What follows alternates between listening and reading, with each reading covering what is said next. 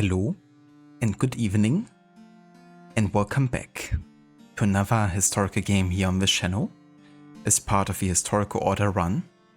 Now that we've taken a break after having beaten AC Shadows, which was set around 1582, we're now back 10 years later, and from Japan we're moving to England, back to London, where we of course have been as part of the historical order run before.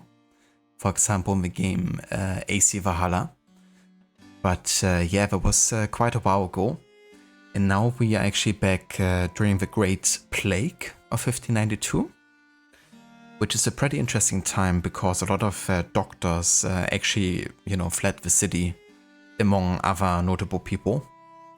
And the main character of this game, he actually stayed because he was sick with a plague himself, thinking he wouldn't make it.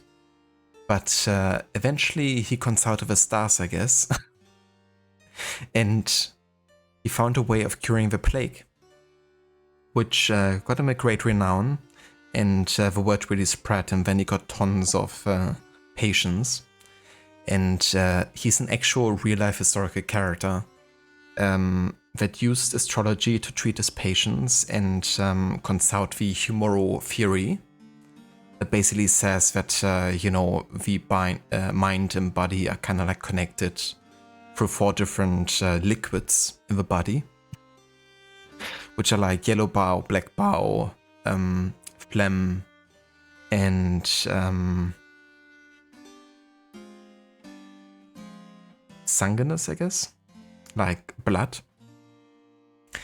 And yeah, that was a very dominant medical theory that Hippocrates already talked about, and that has preserved to have great influence up until the 19th century. Now, in modern medicine, there's not really a confirmed connection between, bodily fluids and persona types, because that's what we're kind of like we're associated with. But yeah, it was a very, dominant and defining medical theory that doctors use to treat their patients with. And we're gonna do something similar in this game, only we're gonna, introduce also occultism and astrology into it. And yeah, kind of like replay famous cases of the case book that Simon Forman actually left behind. And yeah, because it's actually based on a real, historical character with real historical, interactions, I thought I would look up some, interesting fun facts of the game. And I've added a channel point reward for that, which can be triggered like every 5 minutes and 3 times per user per stream. So it doesn't get like, spammed too much, because there's a finite amount of facts. And I don't want to like run through them too quickly. But yeah, it's gonna give us some extra information about the setting and the characters we're going to meet.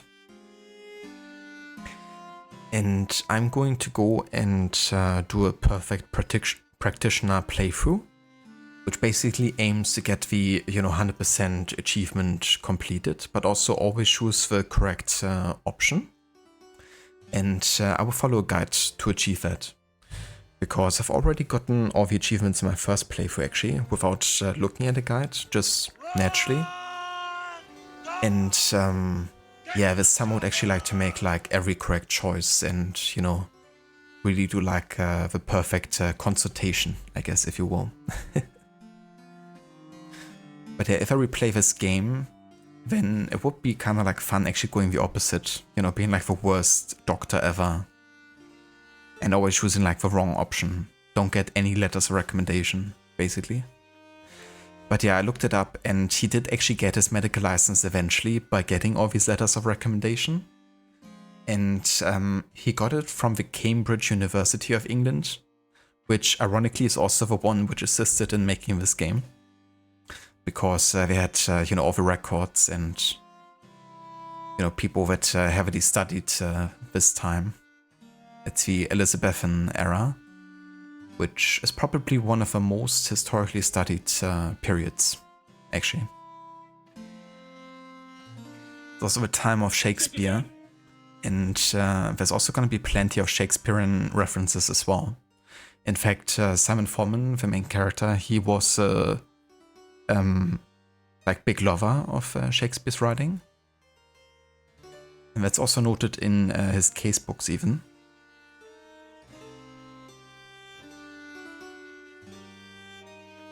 But yeah, also welcome in everyone. Hello Vashilla. I hope you enjoy your spaghetti bolognese.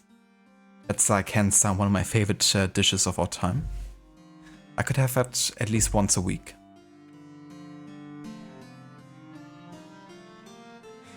Hello Dr. Darling. Is this a spoiler-free stream? That depends. Are you planning on playing Astrologaster anytime soon? But yeah, I mean, this game isn't really that heavy on like twists or turns. It's more like a comedic, kind of like best of collection of stories. Hello, Vaora. Welcome in. Citizen. Citizen.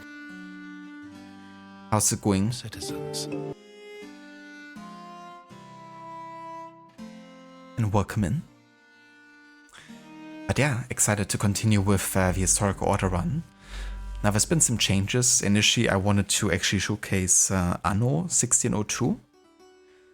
But given that my version is kind of like the original one, it doesn't actually play that nice with streaming and having multiple monitors and stuff.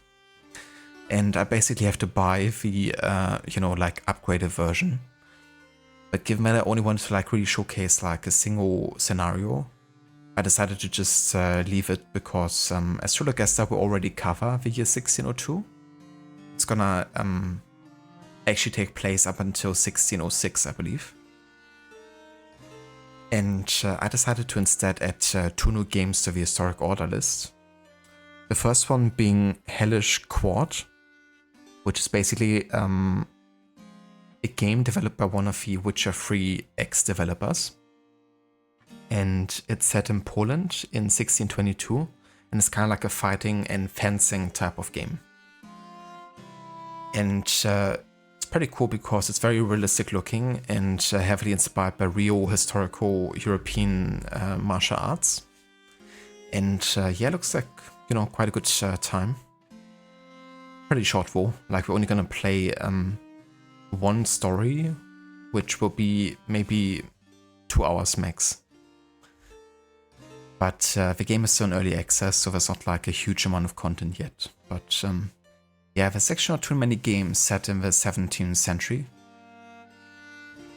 It's ironically, even though it's like such a heavily studied period of time, there's not like that many games that aren't like, you know, pirate focused in it.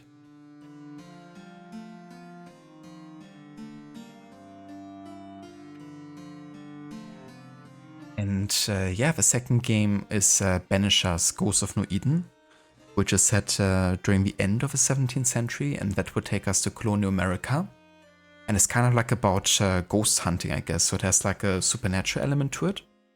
But it's very well based in like, you know, the actual history of the time. And we have lots of reference, for example, to the witch hunts, which happened a few years earlier in Salem. But yeah, it also goes, you know, deep into the social struggles of the time, and is developed by the by the former developers of Vampire, like the same studio, which I guess has a similar approach, you know, having like a supernatural element of like vampirism, and kind of like mixing it with, you know, history. But yeah, those would be 2 games added to the historical order run.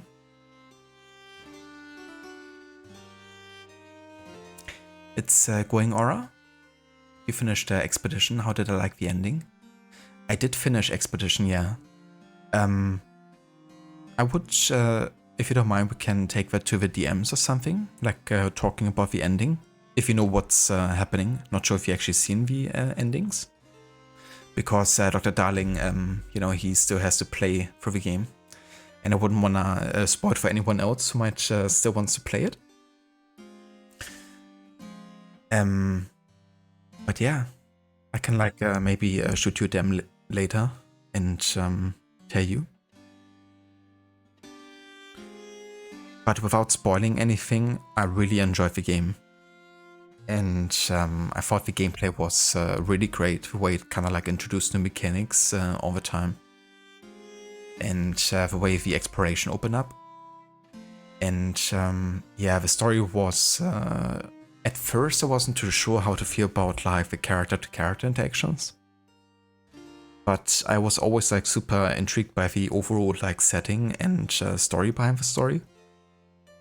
And that has really gotten to another level with the last act, I feel, and yeah, that I greatly enjoyed, like, once I kind of like focused and highlighted that a bit more.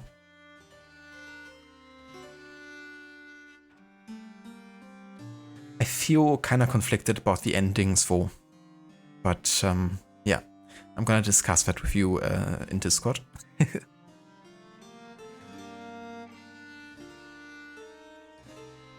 But yeah, it's a great game, and definitely think that you'd also enjoy playing it, for sure. Especially with turn-based elements.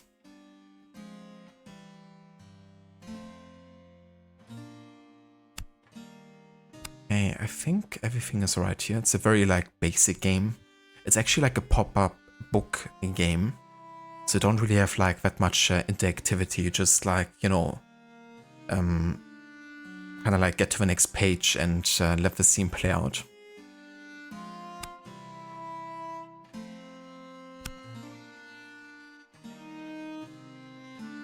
Sounds good, Schiller. Thank you for the lurk, and best of luck with the racing.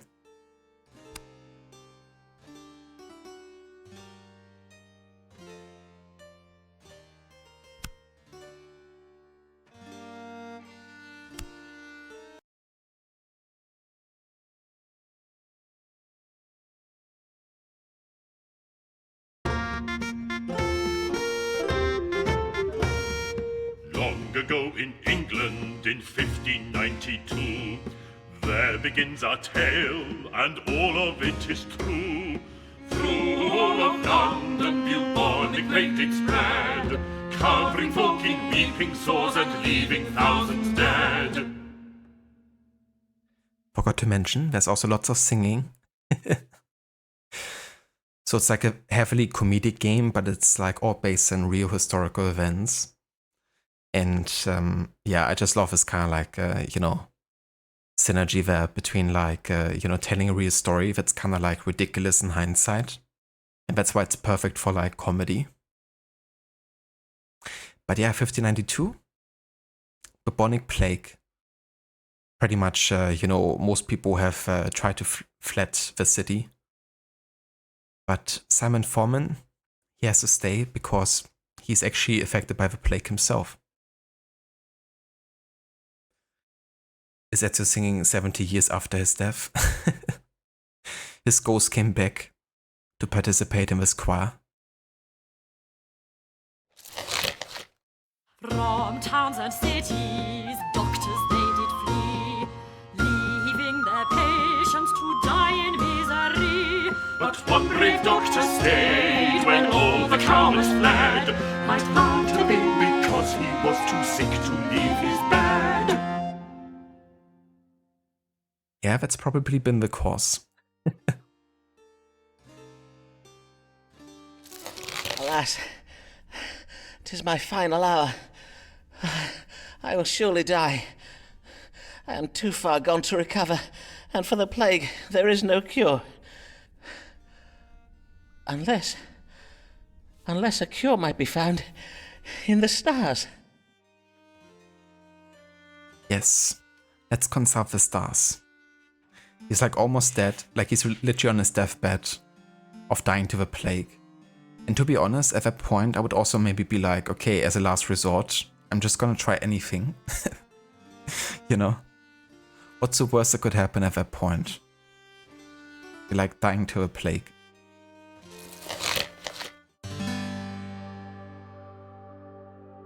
Alright, so there's a bit of a choice in this game.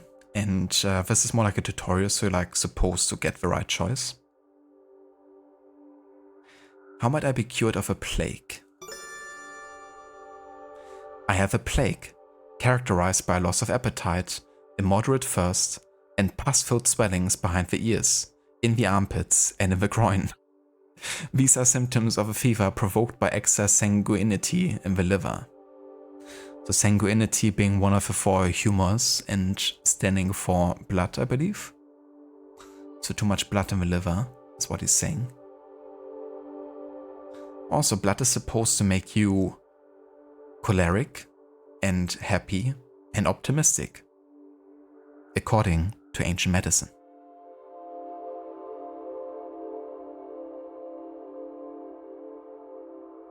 This is going to be one of those games, indeed.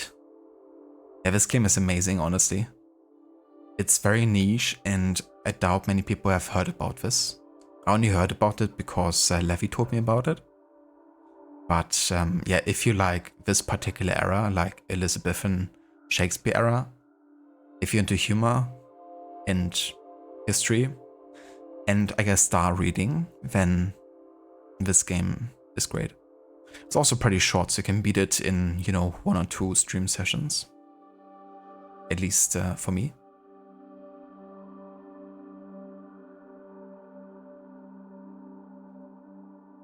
Jupiter domicile in Sagittarius.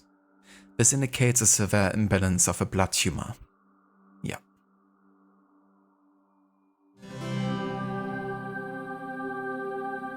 You chose Sagittarius. Let me see now. According to the stars, the way to cure the plague is to treat the fever it provokes. Oh, can it be true? Might a disease so monstrous as the plague be cured by treating it as if it were an exceeding bad fever? Then I must use powerful herbs to bring the fever to crisis and break it. Let me see now. Angelica and dandelion for heat, borage to provoke sweating, infuse them in wine, strain and distill the mixture to produce a most powerful strong water.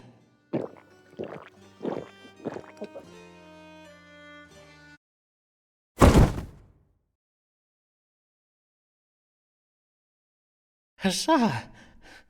I am cured! I shall now go forth with my miraculous strong water to cure all London of the plague.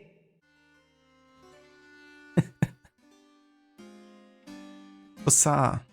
He did it. He cured himself of a plague, and now he can cure the entirety of London. That's kind of funny because historically he apparently did cure himself of a plague, and then word spread, and that's why he got such a great renown. Because being cured of a plague, that's a pretty big deal. That didn't sound too good. He needed a nap there for a second.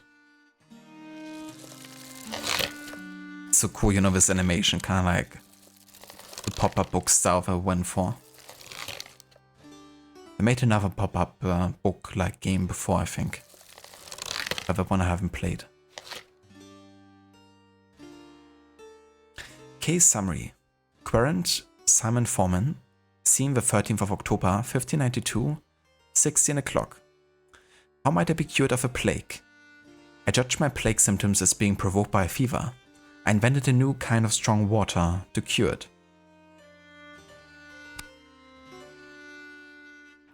There we go, the letter of recommendation. So we need a total of 8 letters, or at least you can get a total of 8 letters, which then secures a medical license. But in this case, this is, just consulting and kind of like symptomizing ourselves. I shall cure Londoners of a plague. So wondrous will be my work that plays and songs will be written in my honor. Very true. He's actually been also appearing in like films and stuff, I think. And due to his case books being like such an obscure kind of like source of information of the time, it's been also heavily studied.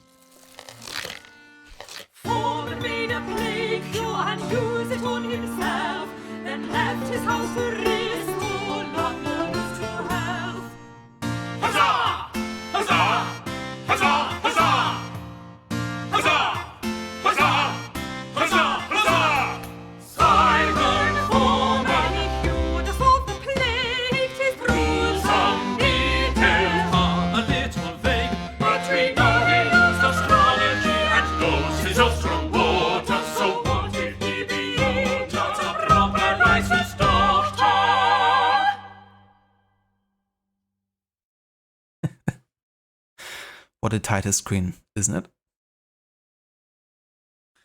How many channel points for me to sing along with him? That's gotta be 10 million points.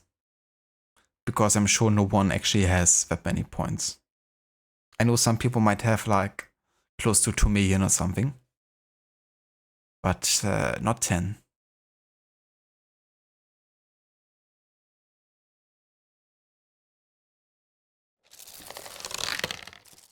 Asking for real questions? Yeah.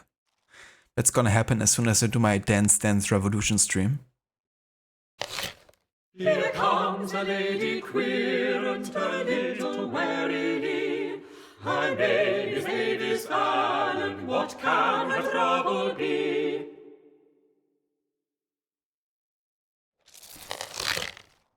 God give you good day, madam. How may I? Are you Mr. Foreman? Mr. Simon Foreman, the doctor? Aye, madam, I am indeed Dr. Simon Foreman. I bid you welcome to my consulting chambers. Mistress... Allen, Mistress Avis Allen of Lambeth. Pray tell me your age, if you please, madam. I am 33 years of age. And how might I do you service this day, Mr. Allen? Pray describe your troubles to me. Well, the pain started full late last eve upon retiring to bed. Not that I am in the habit of retiring so late, but my husband did desire a special supper of cold meats to celebrate and give thanks in any case, it started in the night and it continued until dawning. That being the pain in my head and the chundering. A moment whilst I make note of this. Headache and involuntary purging. Is that all? Aye, that is all. And thinking on it, my complaint to seem most trifling, and you are doubtless busy with important cases. Oh, like the plague! Yea, verily, mayhap I should not have come after all. Good day, Dr. Foreman. I beseech you pardon me, for I have wasted your time. Prithee, do not go, for I assure you, madam, your case verily is important to me. And 'tis important to you, is it not, Mistress Allen? Else you would not have come this day. Well, aye. Let us consult the stars now then, shall we? What is the cause of Mistress Allen's suffering? Yes, let's consult the stars. Mistress Allen and you are the same age, oh boy. Or maybe you can relate to her then. Maybe not. That depends on what the stars will say, I guess.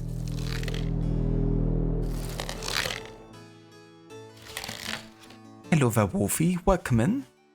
And good day. How's it going? Thank you so much for the raid. And welcome in, raiders. How was your stream today? What did you play? Welcome in to Astrologaster. Starting a new game as part of my historical order run.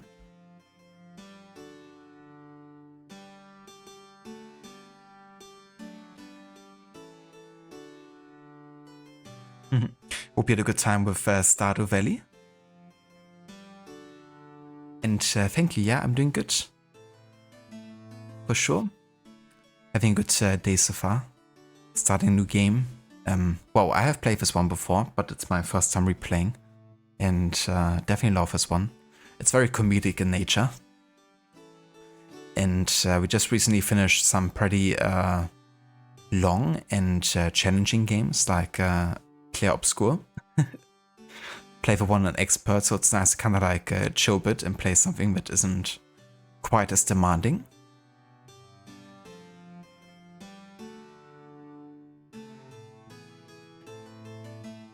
But yeah, how are you doing, Vo?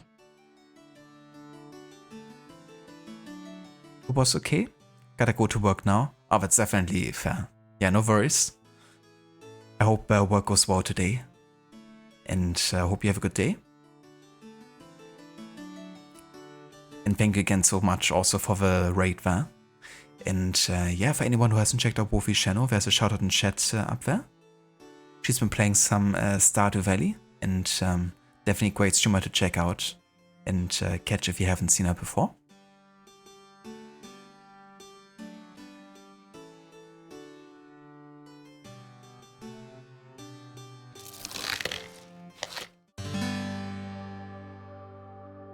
I was up all night with headache and chundering. What caused my suffering? So we have Eva the Scorpio, ruler of the reproductive system. This indicates a disturbance of her mind. Mistress Ellen's troubles have been provoked by anxious passions and associated with her being with child.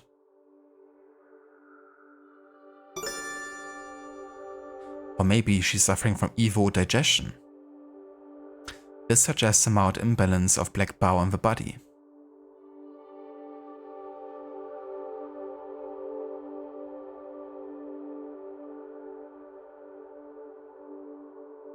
So we don't really know that she's actually, pregnant. I mean, we know that her husband and she, they celebrated something and maybe they thought that she is indeed, pregnant. But the real choice is cancer. I mean, not that she has cancer, but she has evil digestion.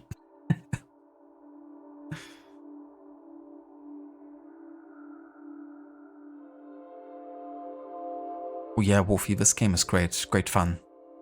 You can also catch it for quite cheap. And it's also a very short playthrough, so it doesn't take long to beat this. Thank you so much, Wolfie. And I hope you also have a good day. Catch you next time.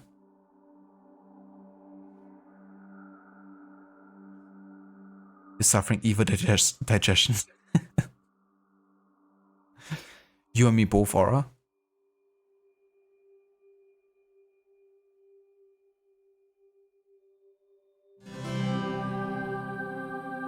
You chose Cancer. Mistress Allen, it appears you are suffering from evil digestion. 'Twas doubtless engendered by corrupt meats. Mayhap the cold meats you took for supper. Verily? Why, yes. My chart shows that Saturn is in Cancer at this moment. Cancer rules the stomach, and Saturn is the ruler of black bile. 'Tis a mild imbalance of black bile that is the cause of your suffering.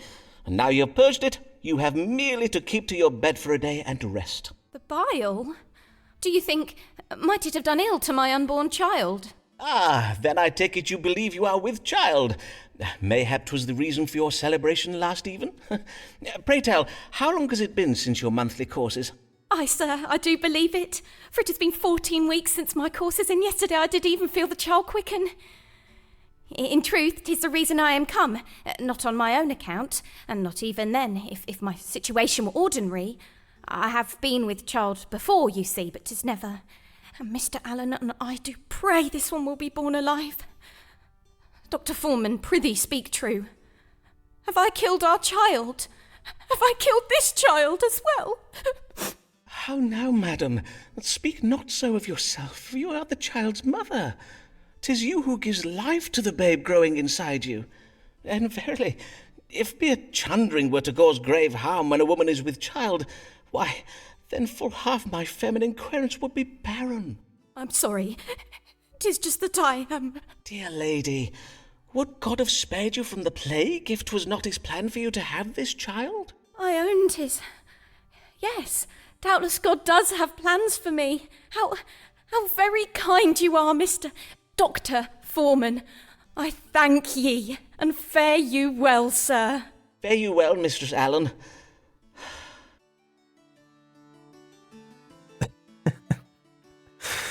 The dialogues are just too good in this game. 14, that's counting 3.5 months. Yeah. A short time to wait, isn't it? It's like, surely everything is, just fine. Just dandy.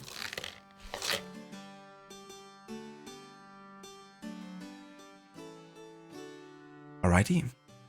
Current Avis Ellen. We've seen her 28th of November, 1592. The current didn't present with symptoms of headache and involuntary upward purging. I judge the current as suffering from evil digestion. Methinks the current was pleased with me for the reading I gave this day. Okay, that's plus 40 points towards the letter of recommendation. What a kind man Dr. Foreman is, and so patient with me. Almighty God, that to thy servant hast not blessed with sense and wisdom.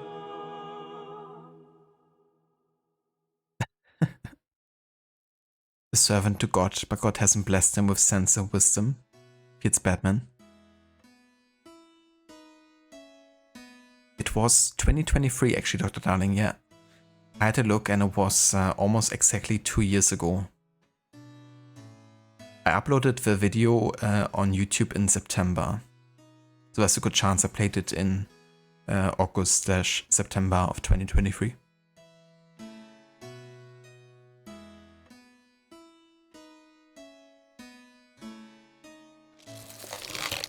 Good day, sir. You are Simon Foreman, the physician, are you not? These are your rooms. Indeed, I am he, and well met, sir. Be it Thomas Blagg I have the honour of welcoming into my humble consulting chambers, the Dean of Rochester Cathedral? Indeed, 'tis I, Thomas Blagg. Though it is not upon church business that I come to you this day. 'Tis upon a matter of my own that I require counsel. I have lately been offered some very lucrative investment opportunities.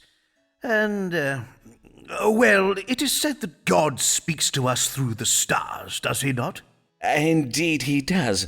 'Tis well known that astrology is but a conduit for the word of God, as interpreted using scientifical means. And now, these investments of which you speak, pray tell of them, if you please. 2 merchant ships will shortly set sail on very lucrative trading expeditions. I do not possess the coin to invest in both. Hence, I must choose between them. And I must choose very wisely indeed. For sea voyages are most perilous, and if my ship were to founder or be captured by pirates, I would lose my entire investment. Aye, forsooth, 'twould be most lamentable, to say nothing of the poor souls who might lose their lives. Who are, naturally, the greater of my concerns. Aye, naturally. And whither might these ships be bound? The first is bound for the Spice Islands of the East. 'Tis a voyage to be undertaken by a ship named the Conquering Cherub. The other is the Pride of Yarmouth. She is to bring back sugar from the Americas. Have you now the information you require? Then perchance you may divine for me upon which of these 2 ships our Lord God has bestowed his divine blessing. Aye, Dean Blagg, we may now consult the stars. Should Thomas Blagg invest in the voyage of the Conquering Cherub, or that of the Pride of Yarmouth? So ridiculous. I love it. It's like, yeah, I know exactly which ship to invest into.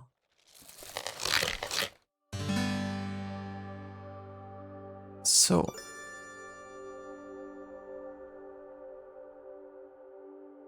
The Conquering Cherub or the Pride of Yarmouth?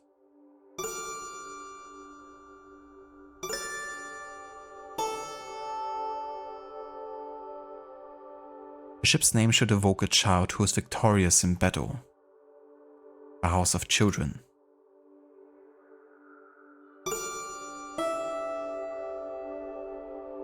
Blagg's investments in a trading voyage will result in a change of fortune for him. This represents a change in fortune of the House of Journeys. The ship's name should evoke a woman who partakes in a marriage. This represents femininity.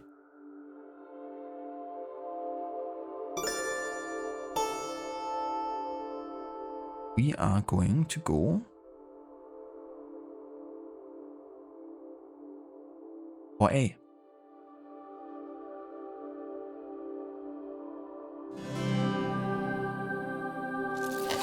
The stars advise you to invest in the ship named the Conquering Cherub. I see. And why is that? Well, I have calculated that at this very hour, upon this very day, The planet Mars and the constellation Scorpio do both dwell in that part of the sky we call the House of Children. And, as it happens, Mars is the ruler of Scorpio, hence we may say that Mars is presently exalted. Mars has been exalted by Scorpio, you say? And what might that mean? When exalted, Mars represents victory. And so, with victory in the House of Children, we may read this as a victorious child. Ergo, the conquering cherub. Ah, I see. For a cherub is a kind of child, is it not? In sooth, I do find the science of astrology verily fascinating. I thank you, Dr. Foreman. You have been most helpful. Astrology girls going very over this game. Yeah, definitely found Vanish here with this game, that's for sure.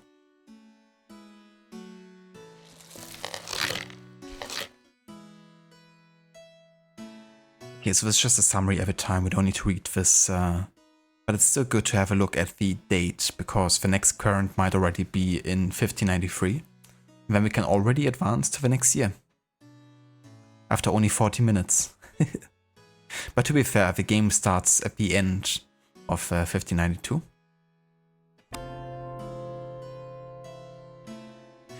It was very wise of me to come to this day. Only a fool invests his money without first seeking counsel.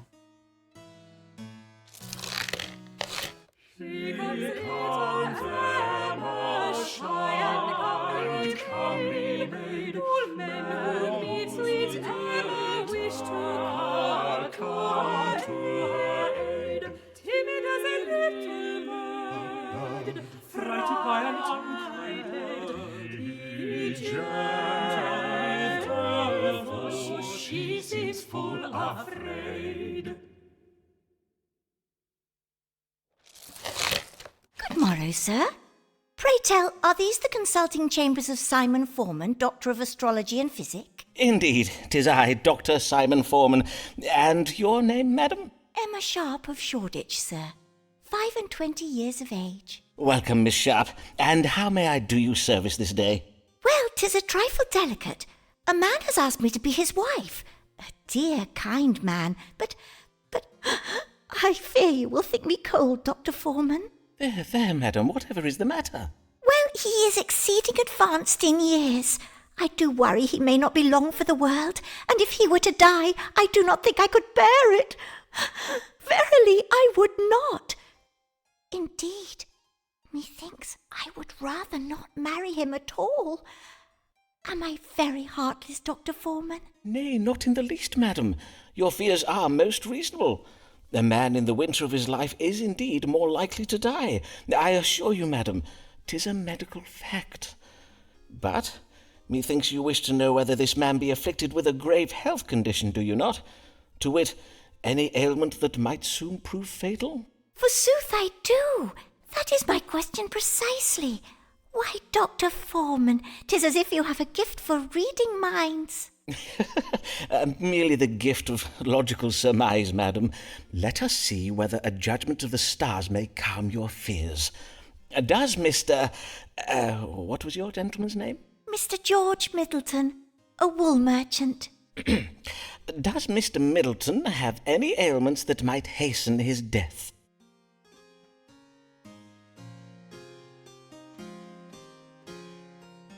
Hello Vedex, welcome in, dude. And good day, how's it going?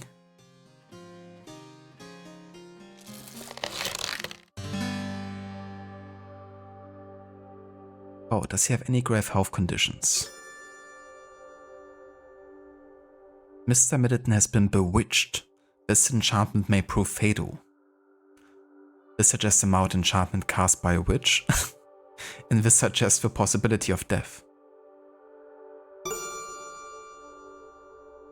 Or Mr. Middleton suffers from dropping down of a piss, characterized by involuntary urination. It is exacerbated when combined with his fear of heights. This suggests severe vertigo, a fear of heights. Libra, ruler of the kidneys.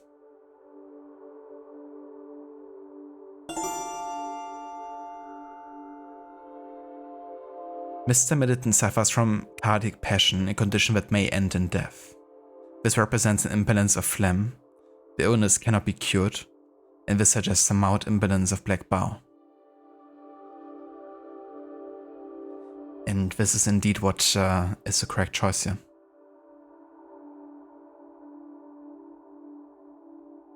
Dropping down of a piss. Now those are the medical terms.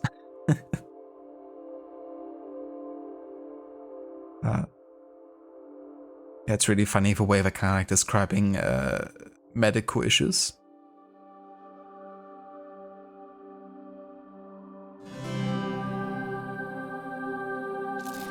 I am full sorry, madam, but the stars give heavy news. Mr. Middleton suffers from a cardiac passion. Indeed, his heart may stop at any moment.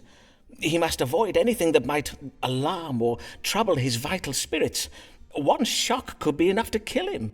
Oh, woe, alas, poor Mr. Middleton. I thank you for your kind understanding, Dr. Foreman, and for your discretion in this matter. I will at once to my family go and beseech them not to make me accept Mr. Middleton's proposal. God give you good day, Dr. Foreman.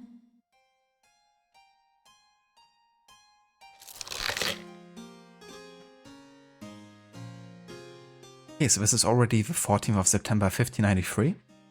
So I'm gonna change the streaming title here accordingly to next year. But damn, that's quite a time jump here. From December to September.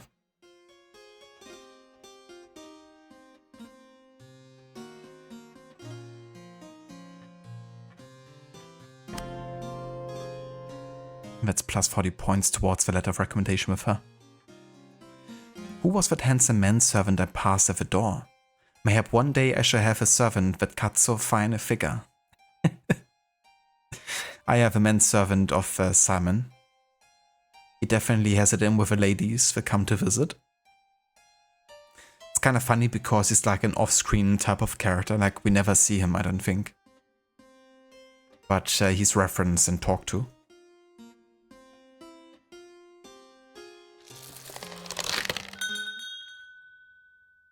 Public notice. Beware. Is the man treating you a qualified licensed doctor? London has lately been importuned by low-born charlatans claiming the title of doctor. These men have never attended university and therefore cannot be trusted. Any man found to be practicing medicine without a medical license shall be prosecuted to the full extent of the law. Dr. Richard Smith, President, College of Physicians. So this is something that did actually, happen like this. Like in the eyes of the College of Physicians, Simon Foreman was a charlatan, and they wanted to, kind of like ban him from, treating further patients. They felt it was kind of like, taking a bad reputation to actual doctors.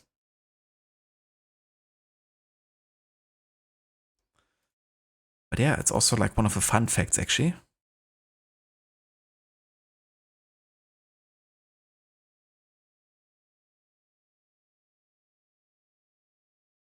That's just one of many that I've added to the channel point reward, which can be triggered every 5 minutes. If you want to have like some, small bits of information about the game over time.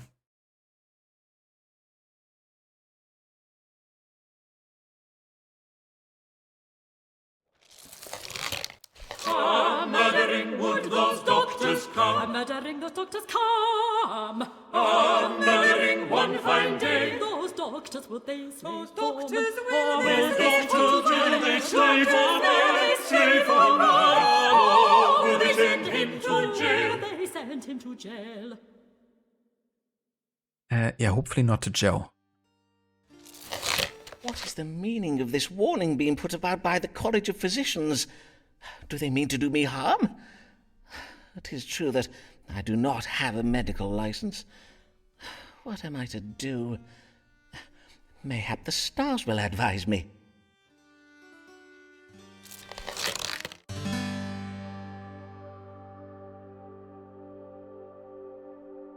The College of Physicians has dark intentions towards me. What should I do? The authority the licensed doctors of London hold is primarily owing to their wealth and privilege. There's much of it I do not know about physics. This represents ignorance, the House of Wealth. The Church of England can help me, for the Archbishop of Canterbury has special power to grant medical licenses. This represents a religious authority, the head of a church.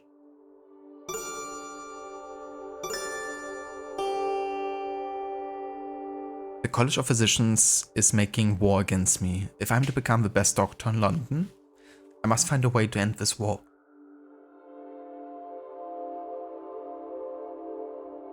Jesus, I had to sneeze there.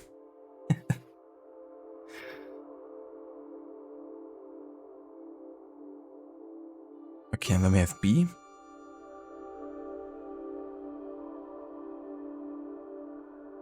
Now you have these songs stuck in your mind when you go to bed.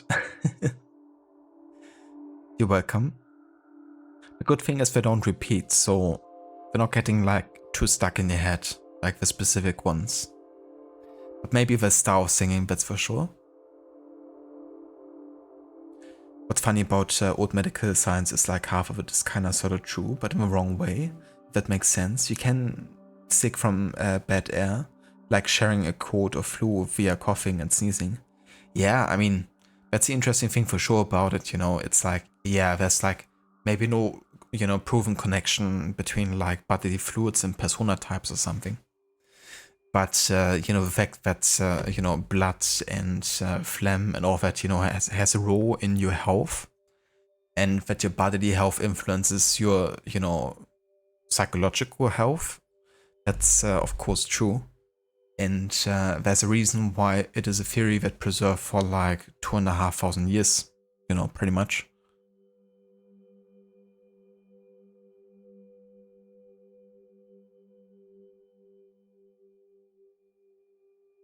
It's definitely not all just, you know, like nonsense or something. But it's, I guess, still like a lack of information that we just didn't have at that point yet. I mean, so much medical progress has been made, especially in the last, like, 150 years or so.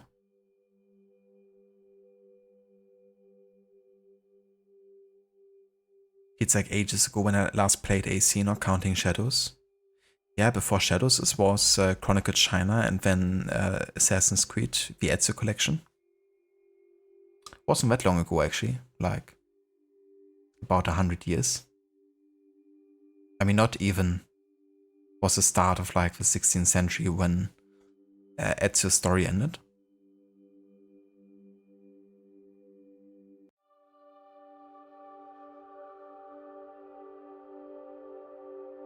But I mean, we definitely, you know, played Shadows for a long time, and we also played Killer Obscure for, you know, a decent amount of time. So definitely has been a while, for sure. But fear not, there's gonna be lots of AC content coming. Because pretty much the entirety of the 18th century is gonna be, you know, mostly Assassin's Creed. I mean, the whole Colonial Saga, you know. And even Unity is also like set in the 18th century partially still.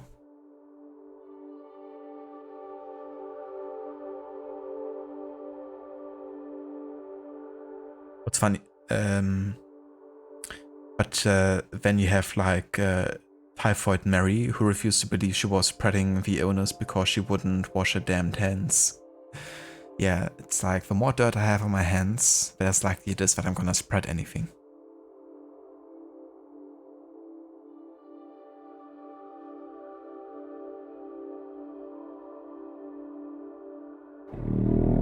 Okay, it's like from TikTok or like Instagram. Yeah, I don't even know about them.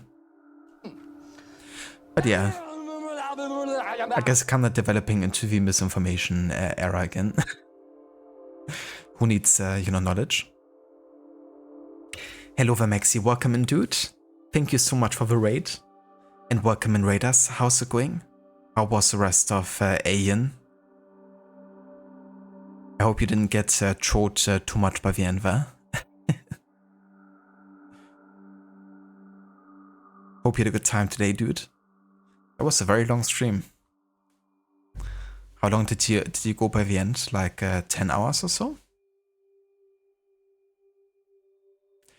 But yeah, welcome in everyone. Hello there, Seraph. Good day. Playing Astrologaster, try leeches. How about Rescrease in Patchy?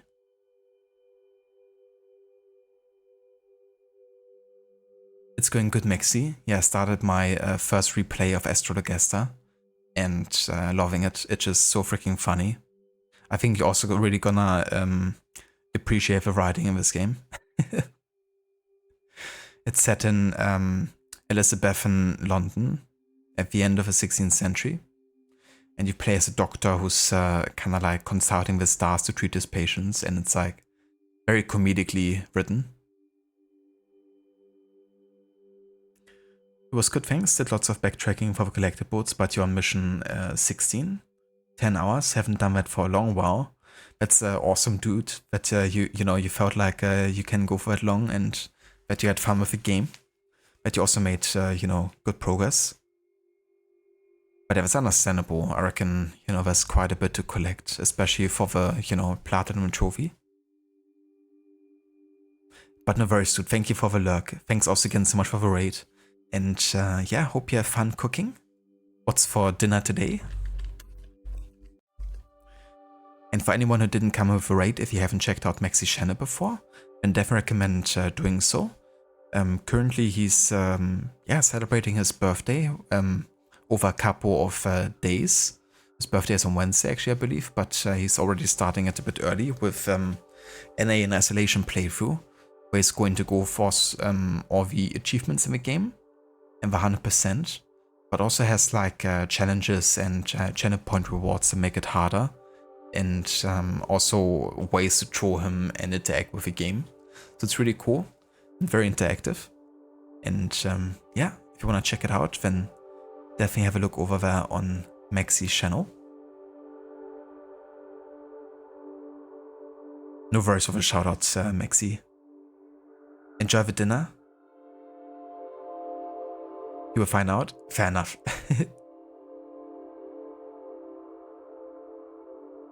Enjoy, dude. Drops metal pipe. What about this, Seraph? Over here, asshole! You're insane, partner. Dolt!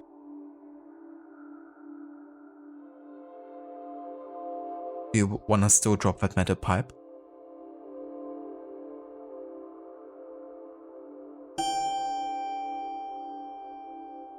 I must use my brilliant mind to forge strong relationships with my querents. This represents intelligence. The solution involves being sensitive to the needs of my querents. The moon exalted in Taurus, this advises sensitivity.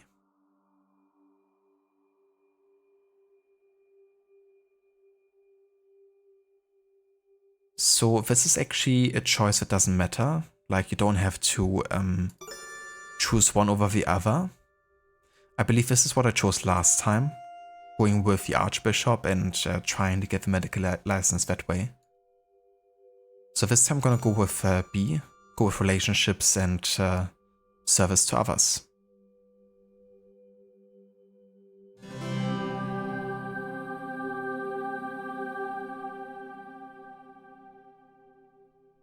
Just a few insults, exactly.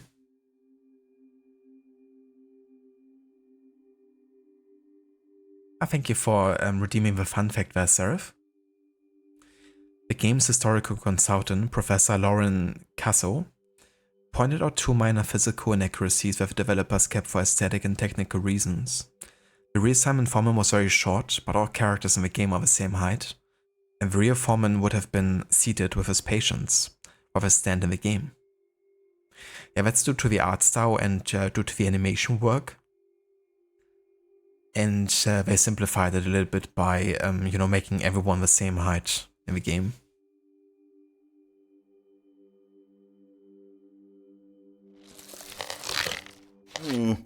It seems that if I'm to avoid prosecution by the College of Physicians, I must obtain a medical license. towards this end, doubtless the best course is to serve my querents well, treating their illnesses and problems with intelligence and sensitivity. For if I do, they may favour me with letters of recommendation, and I can use these to petition the University of Cambridge to grant me a licence. That's an excellent plan. I did wish to know how to protect myself from the dark intentions of the College of Physicians. The stars did advise me to serve my querents well, so they might give me letters of recommendation. With such letters, I may convince the University of Cambridge to grant me a medical license.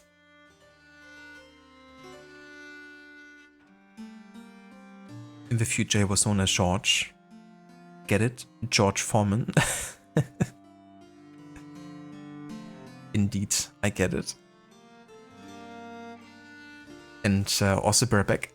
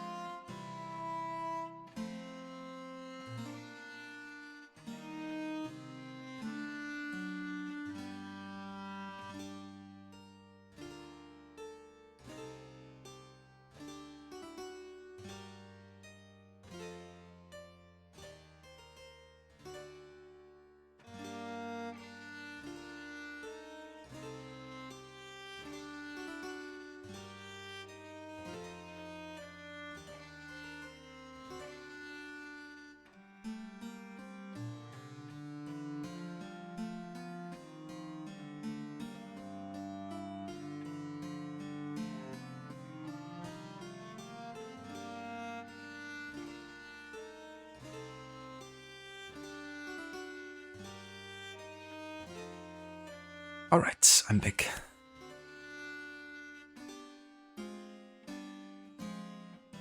If I do not garner enough letters of recommendation to obtain a medical license, I shall be most vexed.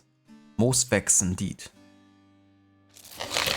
Who's this man at the door who we've not seen before? Who's this man at the door who we've not seen before? Who is come to inquire dressed in so strange attire?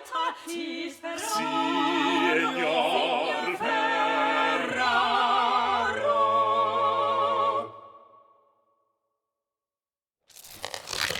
Good day to you, sir. Oh, I see you're having some difficulties. William, fetch my guest a chair. No, it's good. I am just a little stiff. As you wish. Mr. Signor Riccardo Ferraro. I am a gentleman of Venezia, come to make a trade in London. Venice? 'Tis a fine city, I hear. And how may I do you service this day, Signor Ferraro? I am come with una problema medicale, and you are most great dottore who does cure all London, eh? You cure Ferraro too, see? Forsooth, I will seek to do so, Signor. Pray, describe your complaints, if you please. Is burning when I make the water. Pain during urination? See, and is pain down here. Molto pain. And pain in the lower back. Now, let us see what the stars can tell us. What ails Signor Riccardo Ferraro?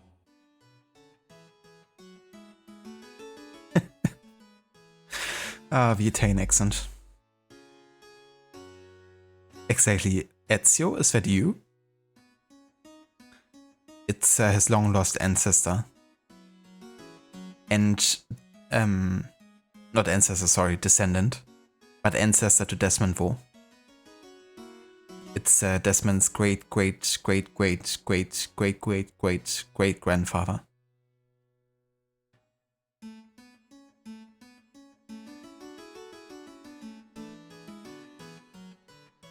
Hortooth? Seraph, I mean, Mancubsi, good Seraph. The most catchy name. I have pain during urination and in my lower back. What ails me? Signor Ferraro suffers from the gout, which is caused by hot, dry humours seeping into the joints of the foot. This represents an imbalance of yellow bile, chola in the body, Mars, Piscis, ruler of the feet.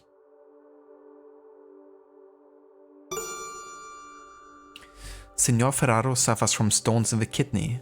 This disease can occasion loss of appetite, severe pain in the kidney area, vomiting, and difficulty passing urine.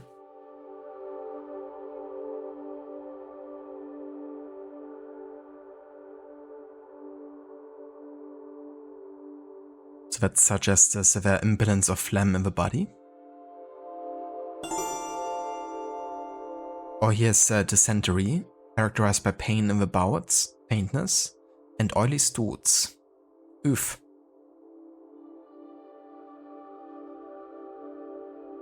Disgusting. This suggests Signor Ferraro is lying.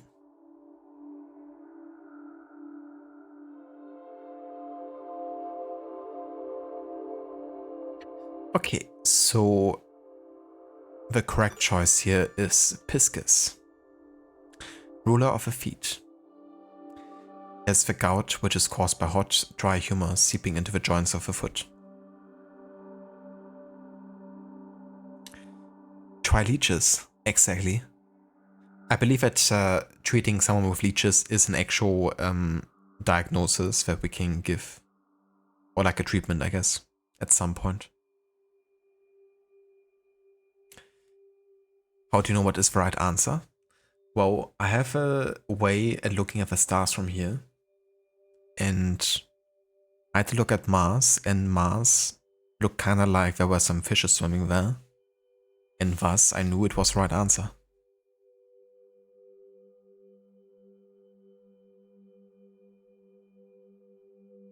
I have a magnifying glass here that helps me in my star readings. But what also helps is having a guide on my phone that I have lying right next to me.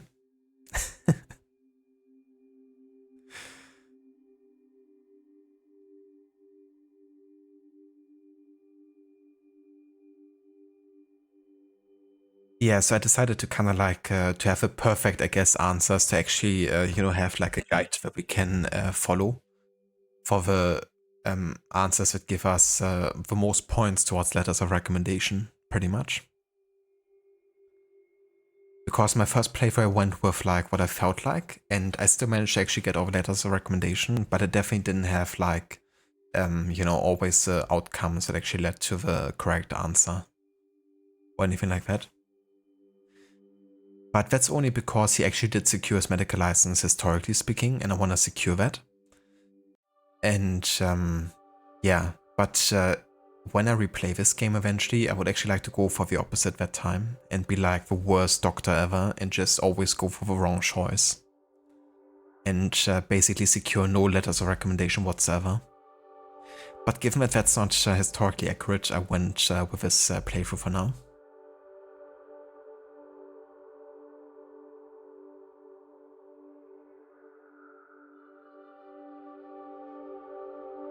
That seems a bit fishy.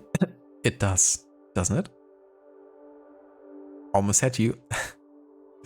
Cure all the patients like the doctor in AC Syndicate. Yeah. He's another breed entirely. We would just kill them passively here by giving bad advice. But that doctor in Syndicate definitely feels good when you get to assassinate him.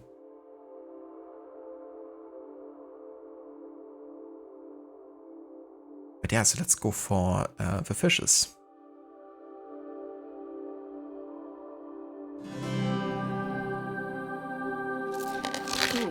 Your symptoms indicate stones in the kidney. Such stones will pass by themselves by and by. Indeed, I do worry more about your joints, for I notice they are very stiff. Methinks you may suffer from the gout. Are you receiving treatment for this ailment, Signor? You take notice I have the gout, huh? Indeed, this is true. The ancient Greeks found bee venom to be an effective treatment for this disease. Pray, take this, if you please, Signor.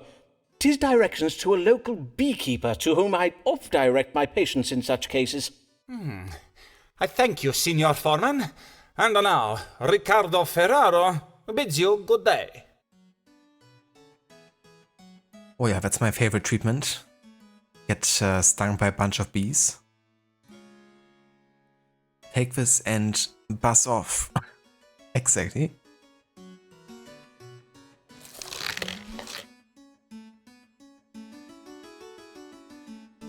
Okay, he's most pleased with me. 35 points. How did he fathom I had the goat? What dark magic does Foreman use to reveal such secrets? Plot twist, he's allergic to bees. That could be. That could very well be.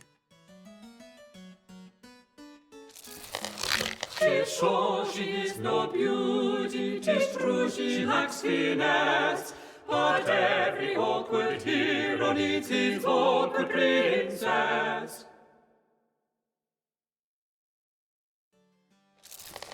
Ah, well met, Mistress Allen. Pray tell, the last time I saw you, you were with child, methinks. Pray tell, how I fares... would rather not talk about that, if you please. Oh, I see. I am full sorry, madam. What I'm brings come you upon... this- The matter I beg that your brings... pardon, madam. I prithee, madam, say on. I'm come about the new law. I know not what to do, and I would have counsel. You are in trouble with the law, madam? Nay, at least not yet, but my neighbours have begun to remark unkindly upon my absences, my Sunday absences from church. I am afeard one of them may soon denounce me. Ah, 'tis the Act Against Recusants you speak of. The law that obliges Catholics to attend church and take the English sacrament. You are of the Catholic faith, then, I take it? I, a Catholic, but as well a law-abiding woman and a full loyal subject of the Queen. Long may she reign. I do not doubt it, madam. But to take the Protestant sacrament, 'tis heresy. So says the Pope in Rome. I risk being damned to hell if I do it, Dr. Foreman. Verily, I find myself in a most terrible bind. I see.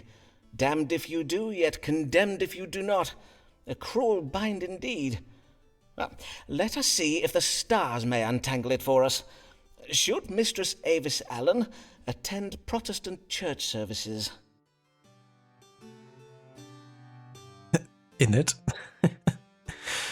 Man, I can't wait to see the character again. It's just so funny, you know, the mix of like modern and old English language in this game. What's like more than just modern English? Verily guff in it, bruv? Exactly. Verily.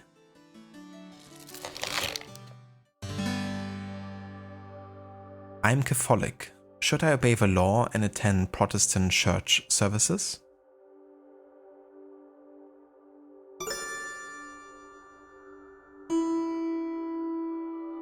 Some have a wrong impression of ye Ellen's wealth and are envious. Saturn in detriment and retrograde indicates jealousy, and Neptune in retrograde suggests confusion. Mistress Ellen's problem is her female neighbors. The moon represents women, the house of neighbors. Or B? Avis must remain strong in her Catholic faith, for when the Queen dies, her successor may revert England back to Catholicism. Mars domicile in Aries advises strength, Pluto represents death, and Uranus represents a surprising political event. There may be a creative solution for appeasing the Pope in Rome whilst also honoring England's Protestant legacy. Mercury suggests creativity, and Jupiter represents foreigners.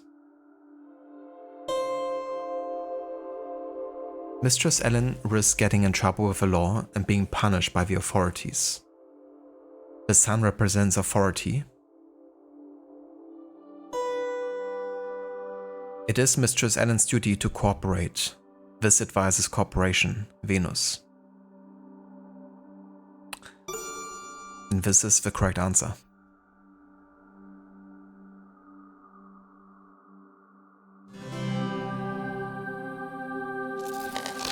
I fear the stars confirm your fears. You must attend church every Sunday, lest you risk being prosecuted for being a recusant. Oh, but then what of my soul, Dr. Foreman? Methinks I have a solution for that, madam.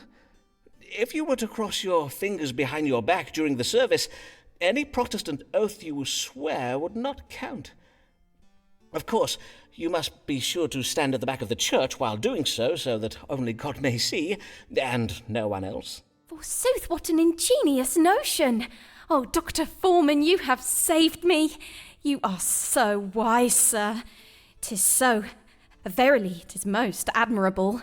But, dear lady, 'tis you who is to be admired.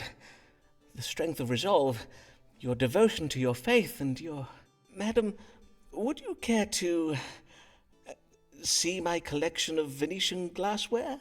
I think I would. Indeed, I would like that very well.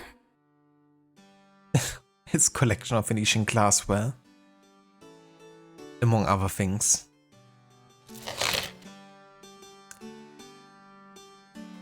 Poetus post consultatio. So this is another fun fact about Simon Foreman. He actually had a book of plays, like literally a playbook, just like Barney has in How I Met Your Mother. Not quite the same, but he actually talks about sexual exploits and female visitors, some of which paid him in sex for his treatments. And yeah, he was very notorious for having had many different affairs in his days.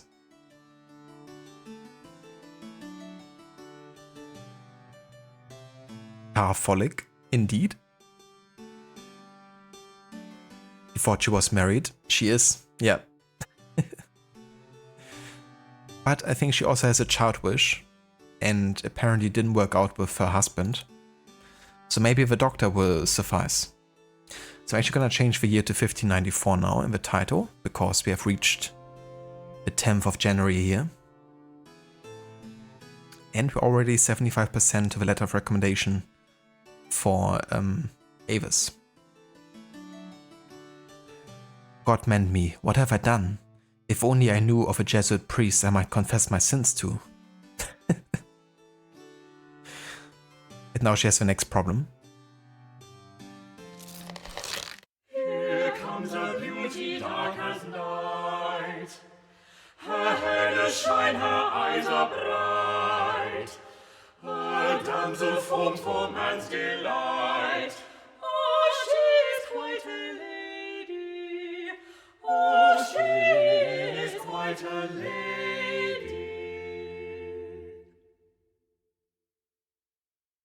I think she was actually one of my favorite characters when I first played this. Emilia Lanier.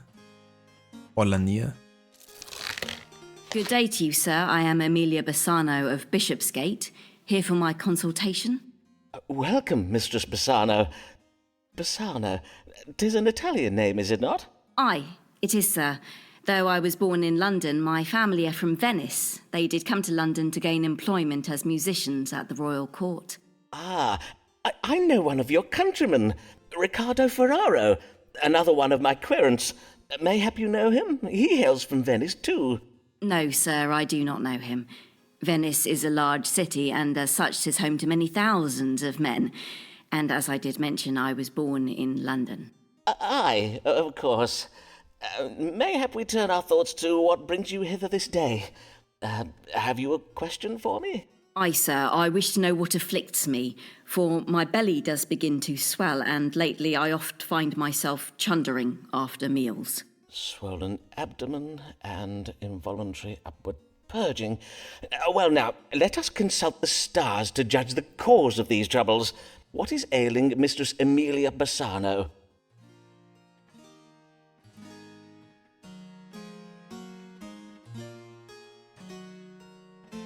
considering saving money to buy a proper gaming PC, it would take months for one that costs 2.5k here.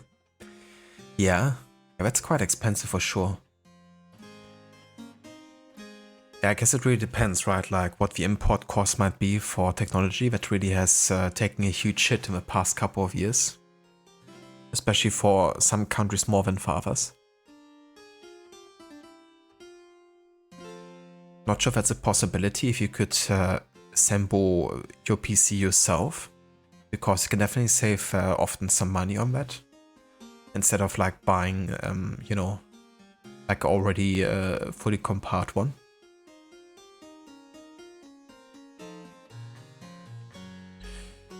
But I guess it always depends, like sometimes there might not be like a huge difference.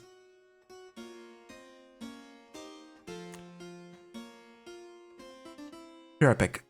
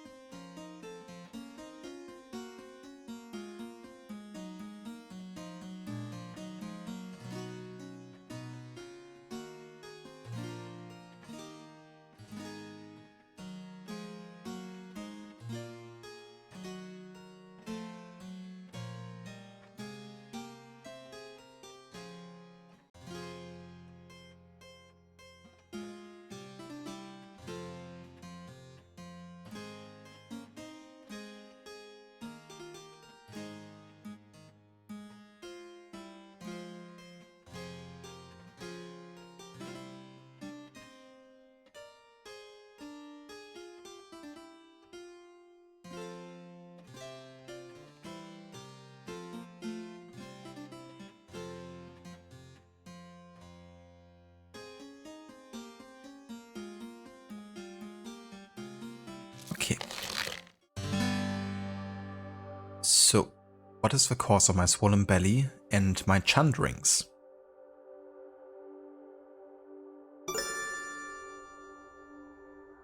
She's suffering from liver worm. This represents an imbalance of phlegm in the body, Venus.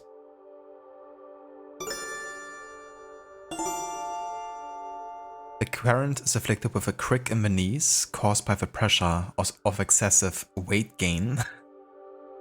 This suggests the illness is chronic, the sun. Or the current is with child. The moon falling in Scorpio, this suggests the illness will not last long. Wait, it doesn't? Being with child, I thought it was chronic. Seraph, swollen belly, try leeches. Especially if you're pregnant. But yeah, this is the correct choice here.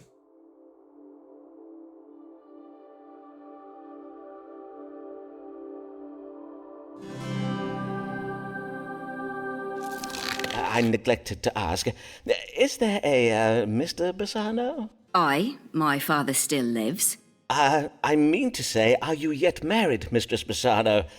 I presume you are, for the stars indicate that you are with child. Wondrous news indeed. Ah, I see.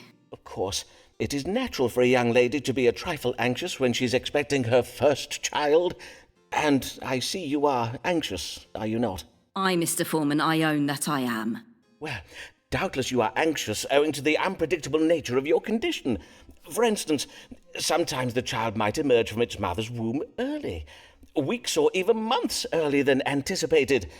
This possibility is a medical fact, and one that should be explained to any husband you may... Do you see what I'm saying, Mistress Bassano? Nay, not in the least, sir. Ah, some of my maiden querents, I assume you are still unmarried and therefore a maiden, when they find themselves inexplicably with child, they oft do not remain unmarried for long. I advise you to discuss this with your family without delay, Mistress Bassano. Doubtless they will be keen to make the arrangements for you. I see. Yes, of course. I must lose no time in finding a husband. I thank you, Dr. Foreman. Good day. Man, I feel bad about her.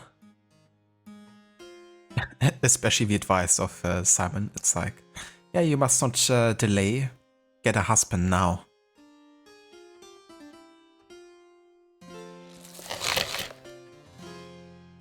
But yeah, during this time, being pregnant and having a child by yourself, that would have been not an easy task. But yeah, she was still pleased with the reading I gave her that day.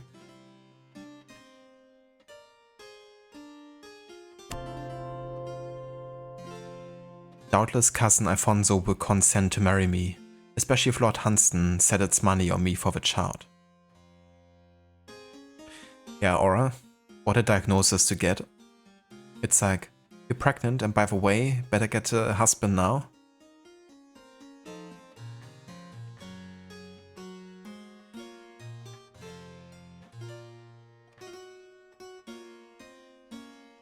Yeah, I guess there could also be a possibility, Dr. Darling. Or I guess, wait for like good deals. Could also do that. Sometimes there might be like special sales or something. And save money for that. So that you get like a bigger return for, what you have kind of like assembled.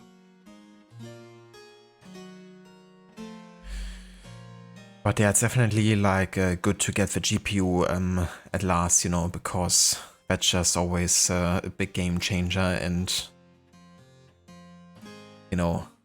as you say, like every year there's new cards and that influence the price of the previous generation too.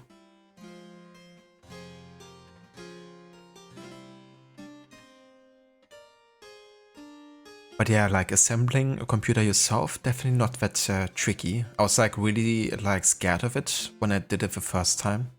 Because my first actual like gaming PC that I really like bought and built myself was when I was like 18 years old. I had one before, but it was like a pre-built one, which wasn't very good. And I went like to a forum and they kind of like advised me on like what parts to get and gave me like really helpful like advice and videos and stuff. But nowadays, there's foolproof kind of like video guides on YouTube that you can follow along, and it's like very easy. It's kind of like building Lego together in a way. But I mean, you still gotta be careful, of course, because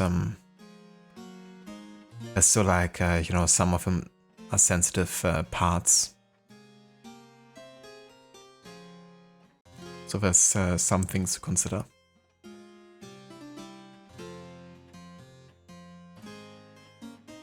Hello there, Kalix, welcome in. A good day, how's it going? This ain't an Assassin's Creed. Yeah, not quite. But it starts with AS4, so it's close enough, isn't it?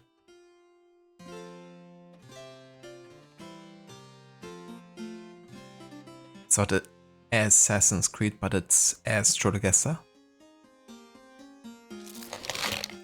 Mary Payne is frightened when she spies a looking glass, for 'tis a portal out through whence the gates of hell do blast. A deadly and foul wind that comes direct from Satan's power. La la la la la la la. Satan's falalala. Blessed morrow to you, Dr. Foreman. I am Mary Payne of 4th Street in Lambeth, and come to seek your counsel about my neighbours. Good morrow, Mistress Payne, and well met. What trouble do your neighbours give you? They play their lutes into the night, perchance? Mayhap a neighbour has cast a malignant spell upon your cabbages. Why, sir, 'tis no trifling matter. Indeed, 'tis a matter of grave importance. Doubtless you do know we have a Catholic living on 4th Street, a woman by the name of Avis Allen. Ah, yes. I did hear tell that Mistress Allen subscribes to the Romish faith. But 'tis no crime to be a Catholic, is it, madam? At least, not at present. Aye, but harbouring a Jesuit priest is, Dr. Foreman. These evenings past, I have spied a man sneaking in and out of the Allens' house. 'Tis my reckoning the man is a priest who is going hither and thither all over Lambeth to perform the Catholic Mass and take confessions. Doubtless Mr. Allen is hiding him in one of those little cupboards. You mean to say you think Mr. Allen has installed a priest hole in his house? A secret room hidden behind the wood panelling of a wall? Indeed I do. I am certain that he has such a hole, and that a priest is going in and out of Mr. Allen's hole from dusk till dawn. Verily? How troubling. But surely you are mistaken, madam, for under the cover of darkness, how can you be sure the man you did spy was not Mr. Allen himself? Nay, 'twas not Mr. Allen. Mr. Allen is a fine, tall figure of a man, whereas the figure I did spy was very narrow and malformed in appearance. A scrawny little imp of a man he was. I see. Now, you must not think me intolerant, Dr. Foreman. If Mistress Allen must cling to her idolatrous backward beliefs, 'tis her own affair, and I have no wish to cause trouble for the Allens. And 'tis true that Mistress Allen does now attend church on Sundays and takes the English sacrament just as she ought to. But we residents of Fore Street are decent English folk. We will not abide an agent of Rome sneaking around our neighbourhood, muttering incantations in some devilish foreign tongue. I think you mean Latin, madam. But before I act upon my suspicions, I think it wise to know if there be any truth in them. Then let us see what the stars can tell us. Who is this mysterious stranger, and why does he frequent the Allen's house late at night?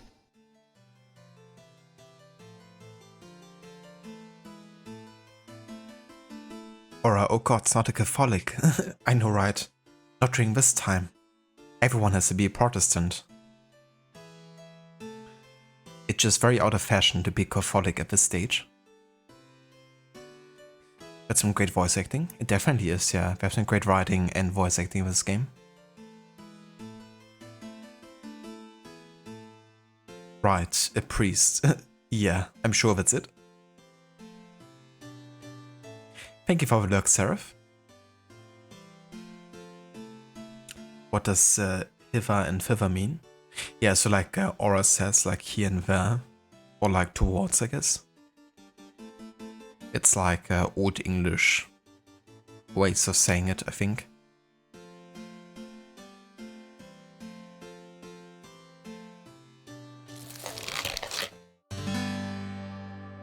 Are my neighbors the Allens hiding a Jesuit priest? The man Mistress Payne saw harbors cruel intentions towards the Allens' household goods and possessions. Mars and detriment in Taurus, this suggests cruelty. Mistress Payne would die suddenly, mayhap before the end of his consultation. Narrow and malformed, a scrawny little imp of a man. Uranus, this indicates a sudden change, and Pluto suggests death.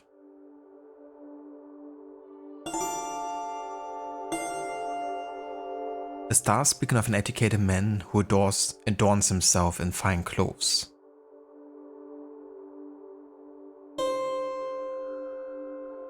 The man Mistress Payne saw is a public enemy who engages in idolatrous worship of the Virgin Mary. In other words, he is a Jesuit priest.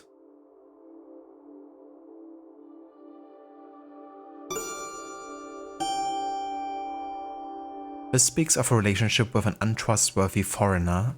As foreigners are untrustworthy by nature, this element may be of no particular significance. Jesus.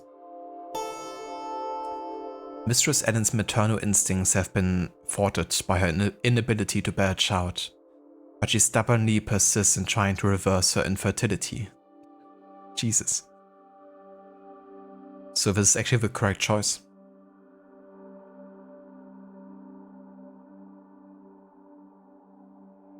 At least we don't confirm her suspicions, so I'm kinda like with it.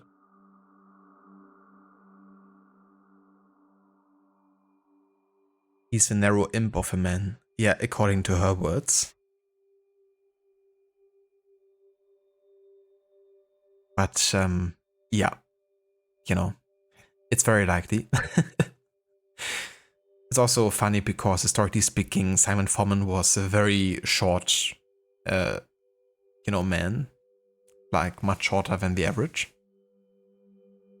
But in the game, they all made them the same height because it was easier to program for the animation work and stuff.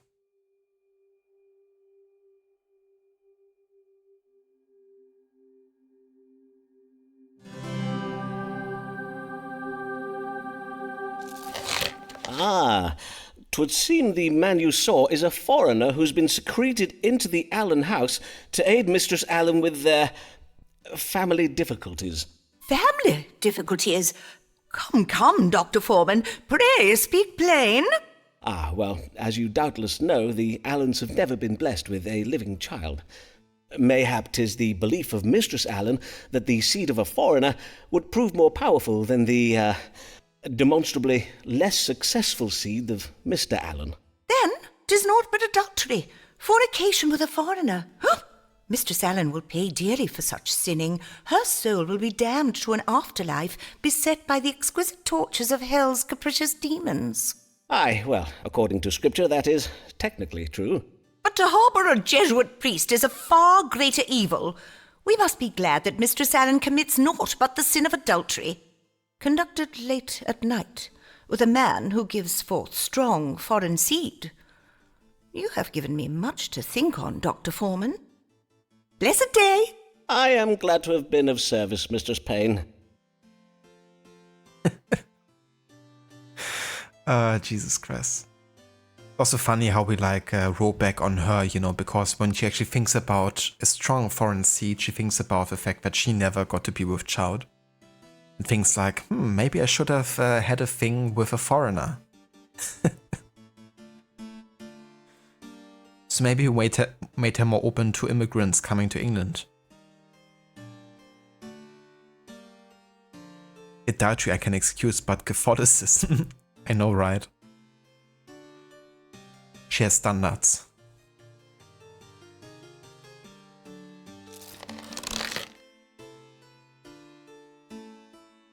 Methinks the current was pleased with me for the reading I gave this day.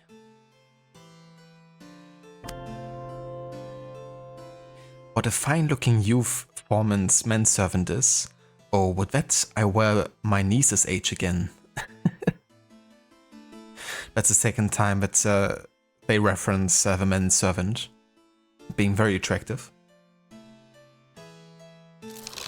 When the querent does rock a continental frock, when the querent does rock a continental frock, when his Italian flair features all facial hair, 'tis Ferraro.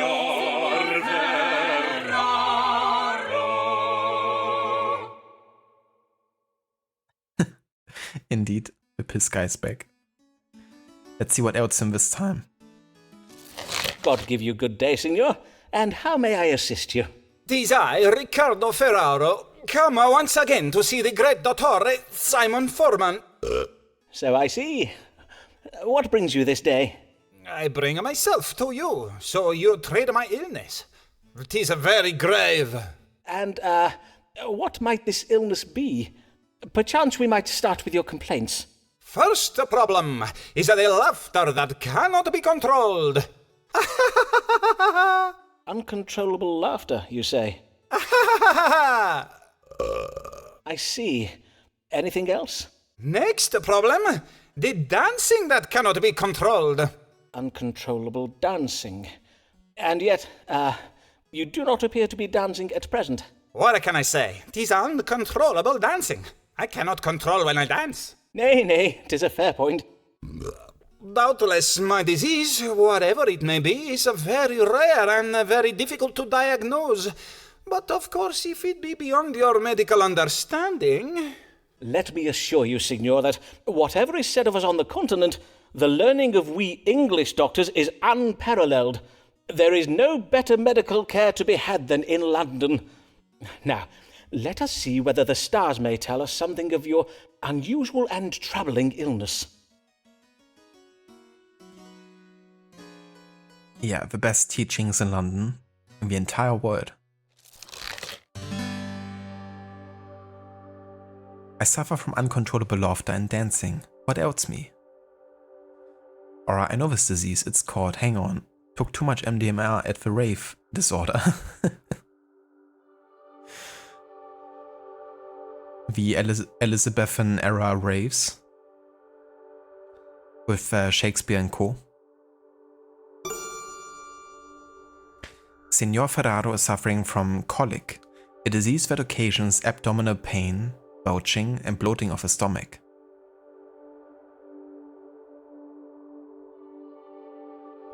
Or Signor Ferraro has been bitten by tarantula on one of his ankles. Tarantula venom causes the victim to laugh, sing or dance uncontrollably, while also provoking an acute loathing of music. And this is actually the correct choice.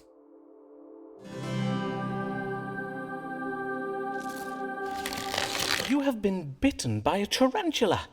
Its venom has been creeping throughout your body, provoking the wanton laughter and dancing you're experiencing. The tarantula is a rare spider from foreign climes. Doubtless it travelled with you from Venice, hiding itself among your belongings.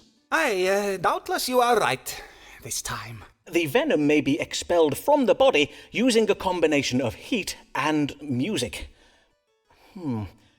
I advise you to have a lutenist come by your house to sing and play for you while you bide near the fire.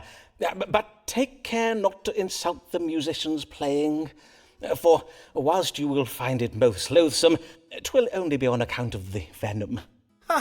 Molto bene, Signor Foreman. I will do as you advise. Riccardo Ferraro bids you good day. There are a lot of characters that speak of themselves in third person. But yeah, there's a reason to why he does speak of himself in third person. Or does he speak of himself? You just know they had insane parties back then. Yeah, I would actually wonder.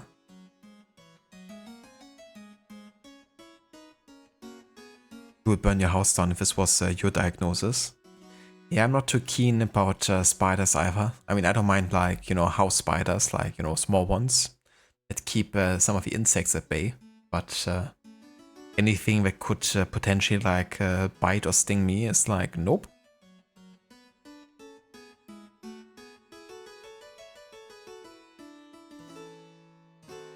It's because he's Italian, obviously. Yeah. Ezio Auditore da Firenze always talks about him like this. As well.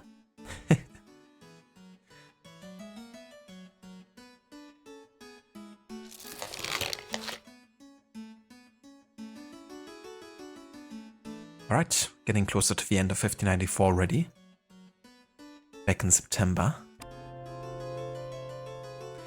How did Mr. Foreman know of his rare illness? It seems as if he has at least some learning. Oh, that doesn't sound like Ferraro, does it? And why is he so concerned about me? What I know about, the truth in the diagnosis? Is he testing me? Why does this lady feel confined? Mayhap the world is too unkind. Nay, doctor, medicate her mind. Pray cure this comely lady. Pray cure this comely lady. Ferraro's being sneaky. Yeah, he's a bit sneaky. There's definitely more to him than meets the eye or ears. Good day to you, madam. Yes, good day, Mr. Foreman. Pray tell, is your Venetian querent Riccardo Ferraro one of the patients you treat for troubles of the mind? Forsooth, his manner is right strange. I passed him at the door, and when I addressed him in the Italian tongue, he abruptly turned from me and ran away down the street. Nay, Signor Ferraro has no grave troubles of the mind that I'm aware of. Mayhap he was merely dumbstruck by your beauty, madam. Dr. Foreman, a man is rarely struck dumb by a woman's beauty. Indeed, 'tis quite the reverse. He is oft rendered all the more loquacious, plaguing her with ill-formed metaphors he believes are compliments, and with hasty declarations and invitations she has neither sought nor invited. Ah, quite. But let us turn our minds to happier thoughts. I did lately hear of your marriage to your cousin, Mr. Alfonso Lania, for which I must congratulate you. And as I recall, you were with child when I last saw you. Aye, I was, as you correctly judged. And your child and husband are both well, I hope? I would rather not discourse on the subject of my husband, Dr. Foreman. As it pleases you, madam. What brings you this day? Lately, I have been feeling heavy and lethargic. I do also find it hard to fix my attention upon the book I am reading or upon words I am composing. And yet, although I oft feel right tired, I am having difficulty sleeping. Ah, well, becoming a mother, beset with all the demands of a suckling babe, can force change upon the normal rhythms of life. Nay, 'tis not that, for I have employed a wet nurse for the feeding and much of the care of my son. Methinks I must have some kind of disease. I see. Let us consult the stars to see what afflicts you. What is ailing Mistress Amelia Lanier?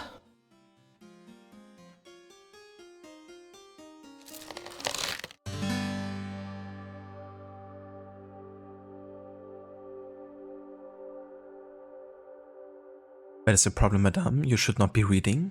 Oh, she said because she had a baby she didn't want and her husband is a cousin. Yeah, might have something to do with that. Gonna see what the answer is. I feel heavy and lethargic, yet I cannot sleep. What ails me? The current suffers from melancholy, being in excess of black bile.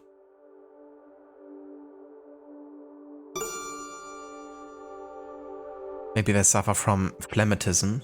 It is a temperament associated with an excess of phlegm, characterized by stoicism and stubbornness. Or the current is troubled with an excessively choleric temperament. It is associated with an excess of yellow bile, suffers exhibit an aggressive, opinionated nature. And this is the correct answer. Consulting the stars, try leeches. What about both? Consult the stars, then try leeches.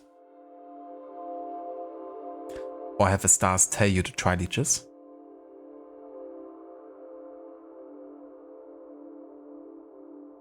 Incredible, he's diagnosing her with being a bitch chronically. It's like, this is who you are, alright?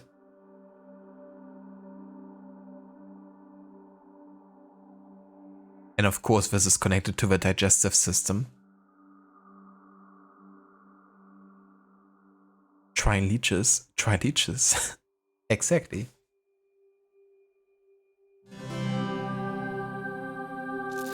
You are afflicted with a choleric temperament, madam. I see. And what treatment can you give me for it? Before we speak of treating your condition, madam, I think it wise we determine what has provoked it.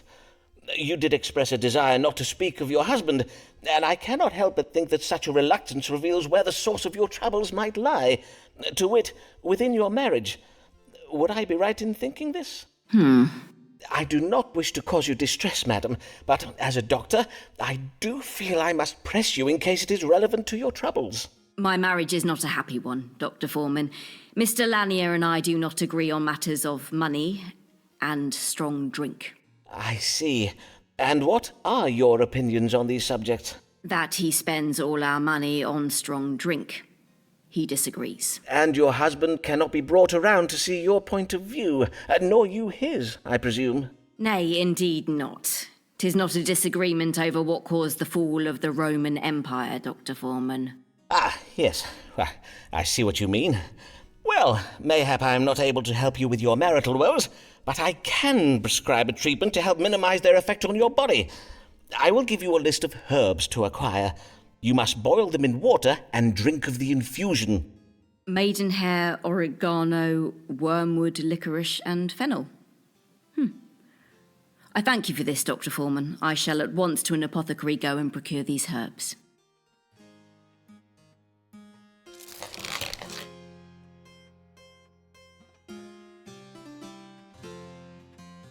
Alright, that went well.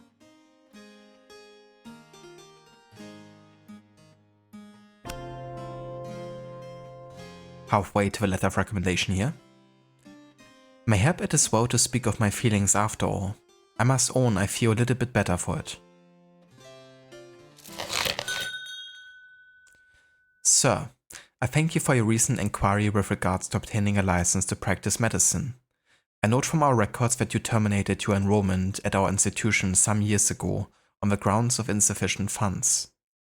While we do not ordinarily issue medical licenses to men who have not first completed a medical degree, proof of equivalent professional experience in the form of letters of recommendation may be taken into consideration. A minimum of 8 such letters of recommendation is customarily required. I advise you to write to us again once you have obtained the requisite numbers of letters. John Cowell, Vice Chancellor, University of Cambridge. What is their relation? We are no longer sure. Seems Foreman's now a patient, and Avis is the cure. Ah, my dear Avis, what a pleasure it is to see you. I have oft thought of our last... I cannot tarry long. My husband will be expecting me home. Of course. But, dear lady, is something the matter? Of course. Do not all your querents come with a matter they wish an answer to? Well, yes, but... I wish to ask of the stars whether a man I am close with, a man who is not my husband, whether that man be also close with another woman. A man you are... I see. Well, if I am to judge the stars for you, I must ask you to be more precise. In what sense do you mean close? The platonic bond of friendship? Nay, close in the sense of being intimate. I see. Then 'tis the familial tie of kinship, perchance. Nay, I mean someone with whom I have shared physical relations. Verily, madam, if I am to give you an accurate reading, you must state your question clearly. Methinks you know full well what I ask. I bid you ask the stars whether my lover is, that is to say, be it true that he engages with another woman in acts of strumpy-humpy. Madam, you astonish me. 'Tis unlike you to speak such indelicate words. Now, if I understand you correctly, you have a lover, and you wish to know whether he has been sharing his tender favours with another woman. Aye, but did I not verily say so? And now that we have at last fathomed your question, let us read the stars to fathom an answer. Has Mistress Allen's lover been unfaithful to her? You know, the ignorance in Simon not realizing that it's about him.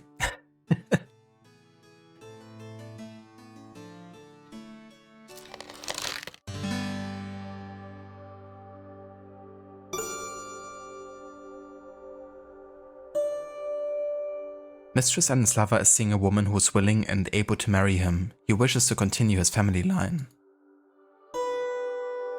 Mistress Allen no longer pleases her lover. The spark has been lost. Mistress Allen's lover wishes to father a child. Hello Vermita, welcome in dude. Thank you so much for the raid. And welcome in raiders. How's it going? How was your stream today with Cyberpunk? I was lurking. But I hope it went well. Hope you had a good time. Oh yeah, I actually have 2 tabs to close here. Let me do that real quick.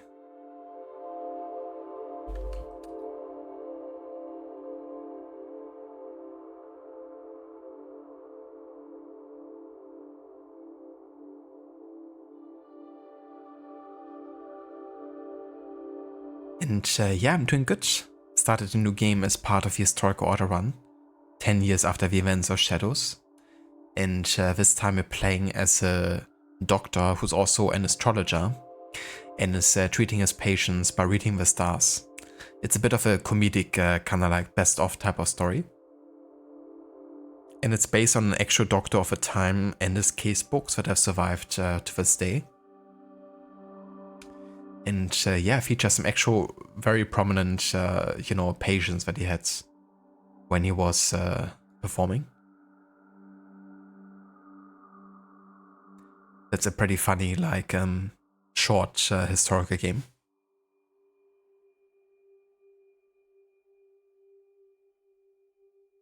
But yeah, also for anyone who didn't come in with a raid, if you haven't checked out Demeter's channel before, then definitely recommend doing so. He's at the moment playing through Cyberpunk 2077 for his first ever playthrough. Also a big fan of other CDPR games like The Witcher 3.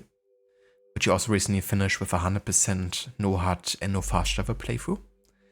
And yeah, often plays the games that he does in a very completionist, in-depth style. So definitely recommend checking out his channel if you haven't yet. And also, I will be right back.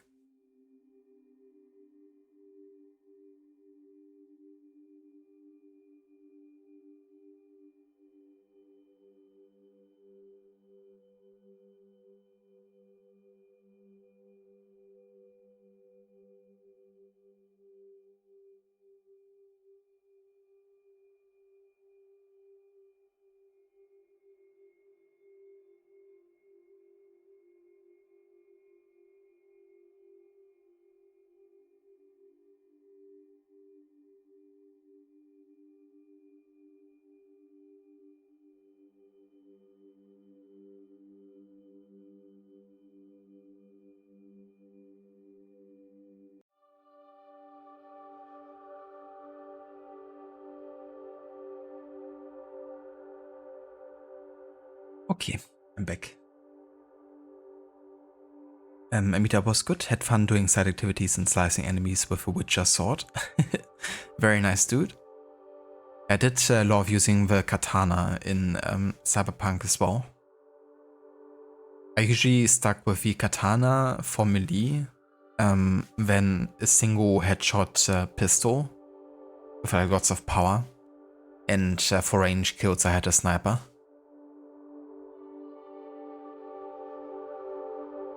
But yeah, I heavily used a single handgun and just, maxing out like critical damage and headshot damage and stuff. So I could headshot everyone.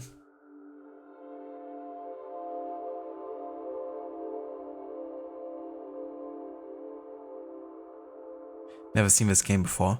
Yeah, it's very niche and yeah, I doubt many people have actually heard about this. You really have to seek it out. And if Levi hadn't told me about this, it's like some years ago, then I wouldn't have known about it either. But it's really cool because it was developed in cooperation with the Cambridge University, which is the same university that granted the medical license to the main character of this game. And it also has, a lot of the records kept of the time. It's pretty cool, like the amount of historical research I went into this.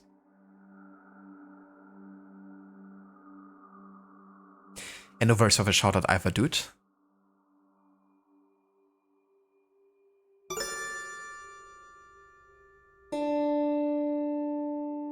Mistress Ellen's mind has been turned by jealousy and confusion. She should be more optimistic about her romance with this man. And this consultation will provoke unexpected intimacies between me and Avis. And yeah, that is the correct choice here.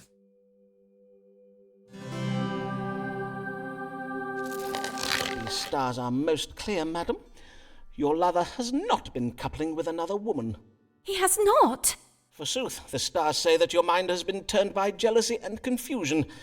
Now, if there is nothing further, madam... Oh, how relieved I am to hear you say this. Oh, Simon, what a fool I have been not to trust you. But you... this lover... 'twas me all along? You were not speaking of some other man? I beseech you, pardon me, Simon. I had to know the truth from the stars, for I did hear tell of other women. But how could you not see? No other woman is to me so dear, and verily is it not clear to you that I... Do you verily, Simon? Oh, my dear, sweet Avis.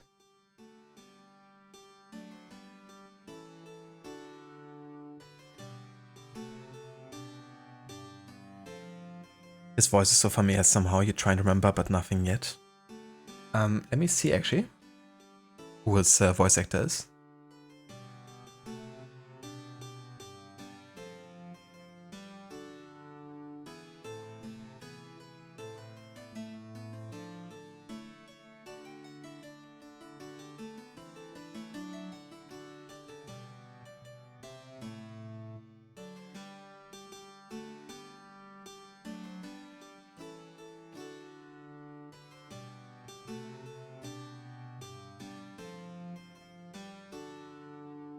Okay, so apparently it's Dave Jones.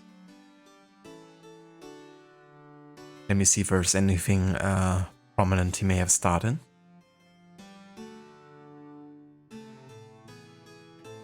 Oh, he was in Dragon Quest III, the 2D remake. He was also in Warhammer 40,000, Space Marine 2. He was in Baldur's Gate 3.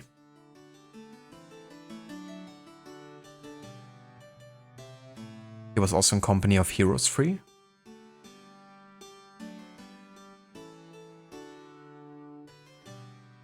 He was also in Planet Zoo and Diablo Immortal.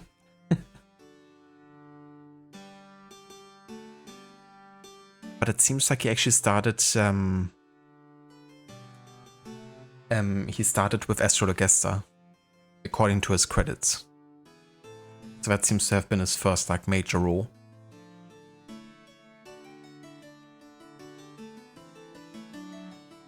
Gieshausen, yeah, that's him apparently. In Baldur's Gate. He also voiced a ghoul and a goblin warrior.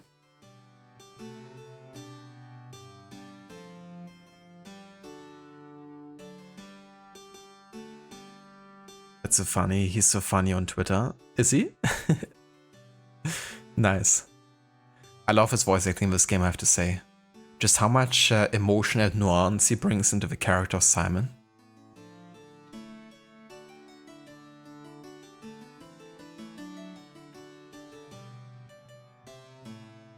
Maybe it's Baldur's Gate 3? Definitely could be. I mean, you played a bit of that game, right? Guess you found an obsession to keep you up tonight. But yeah, I mean, it could be Baldur's Gate if you, played a decent amount of it. Or at least if you got, to the characters that he actually voices.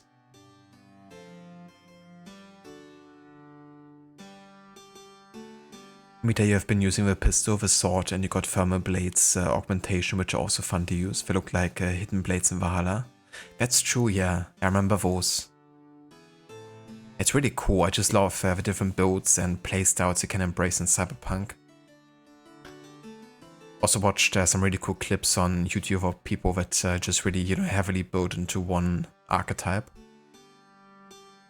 It's really cool seeing some people just stealth and sneak and, slice for everyone.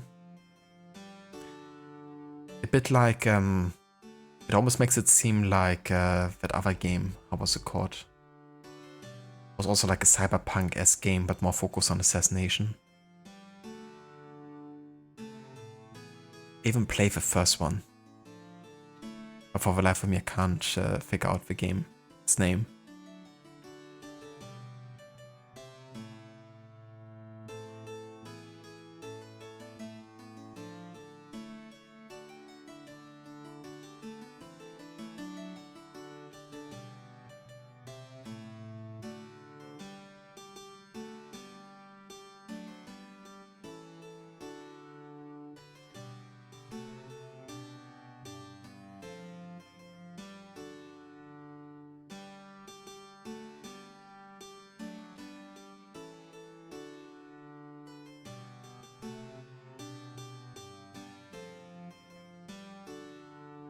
Yeah, I don't remember it. I was kind of trying to Google it, but didn't find anything. You did one of the gigs using stealth. Took you a while, but you got it. Yeah. It's definitely nice that you can, do it. Because it can be tricky in first person sometimes.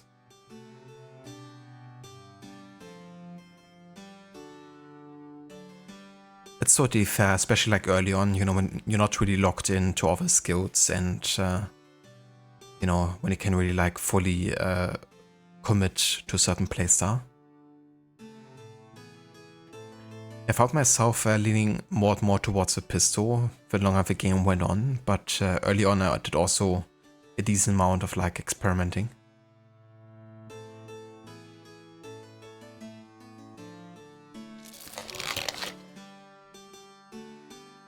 Ah yeah, another coitus post consultatio.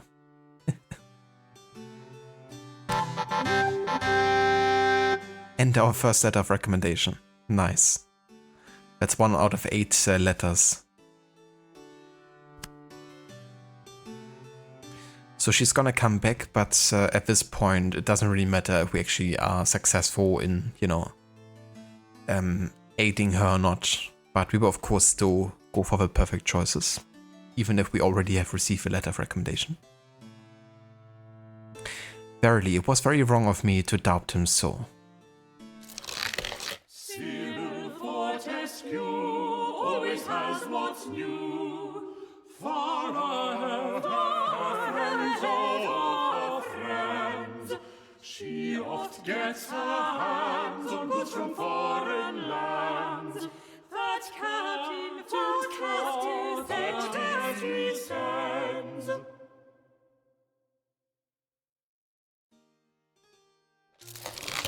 Good morrow, madam. I humbly welcome you to my consulting chambers, and thank you for choosing my practice. Mistress... Fortescue. Mistress Sybil Fortescue. Well then, Mistress Fortescue, what may I assist you with this day? I come upon a most troubling matter, sir. I know not whether it is a medical matter or something else. I see. Pray describe your trouble to me, madam. Well, I suppose it all began with a dinner I hosted at my house last even. Mayhap you have heard of my dinners, Dr. Foreman. They are much talked about.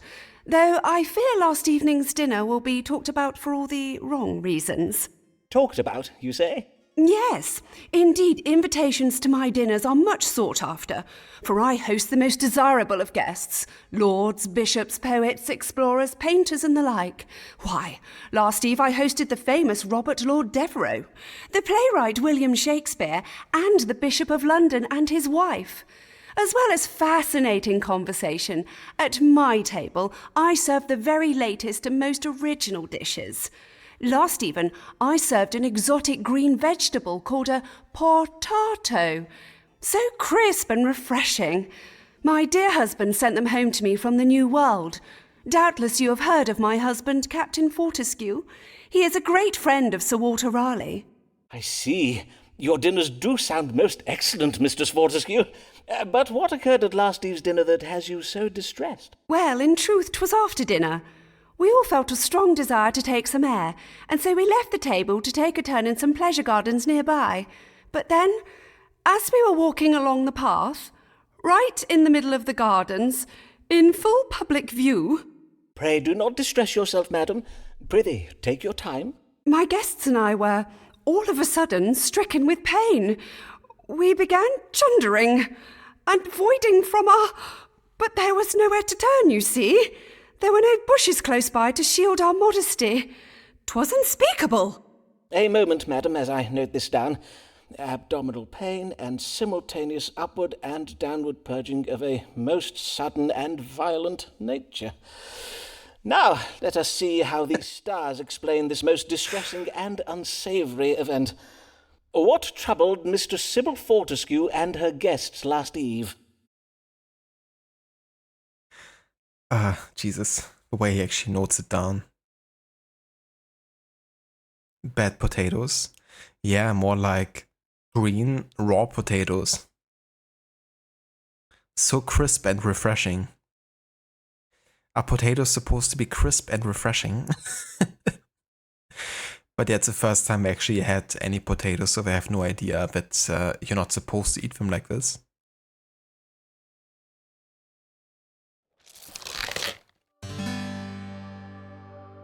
My guest and I were stricken last eve with abdominal pain, chundering, and voiding from the fundament. What ailed us? Mistress Fortescue is troubled with wandering hands. This suggests neurosis and that the illness is chronic.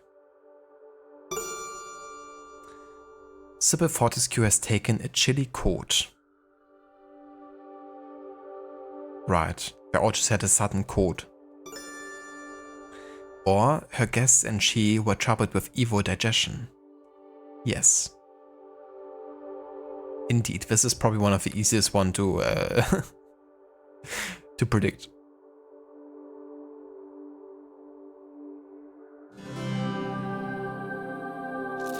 Madam, I think you said the New World vegetables you dined upon were green in colour, did you not? And you described them as crisp and refreshing, I think. I take it then that you served them to your guests green and raw? Yes, indeed. Most of the potatoes my husband sent me were full, dull, and unhealthsome in appearance. Hence I served only the green ones. I had my cook cut them in such a way as to resemble roses. 'Tis the way I oft serve my apples. Ah, then your trouble was a severe case of evil digestion. I have read that these vegetables can be noxious if they turn green. Oh, my days! Do you mean I poisoned my guests? In a manner of speaking, aye. But worry not, madam, for the suffering was but temporary. Indeed, it does sound as if the bodies of your guests were most comprehensively purged of the poison. However, in future be sure to cook the potatoes until they are soft, and pray do not eat the ones that have turned green. As God shall mend me! What a shameful affair this has been! I shall go home and, well, I shall write to my husband and ask that he includes cooking instructions with the next gift of food that he sends me. I thank ye and bid ye good day, Dr. Foreman. Potatoes, indeed.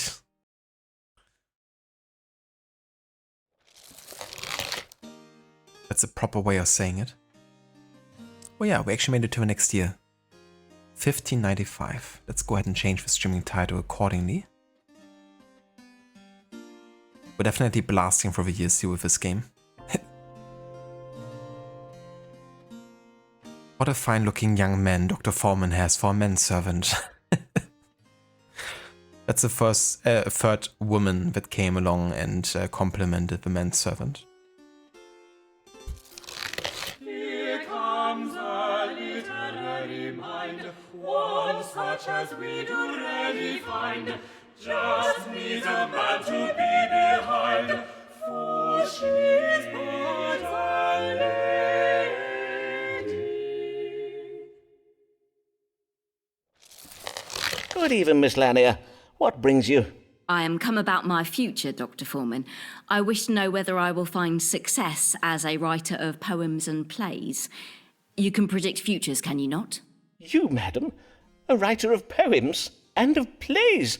Forsooth, how verily remarkable.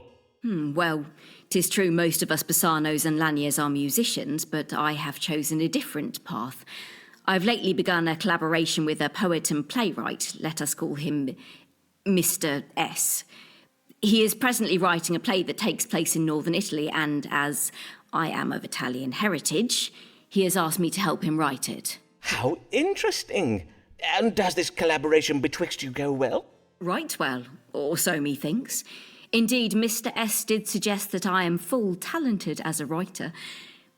Be not afraid of greatness, he told me. For once our play opens upon the London stage, our success will follow, as night follows day. I see. Then what would you have me ask the stars, madam? Well, I've noted that Mr. S., although a brilliant man, is oft prone to exaggerated melodrama and implausible plot resolutions. I wish to know whether this story of his, of our future success, is true.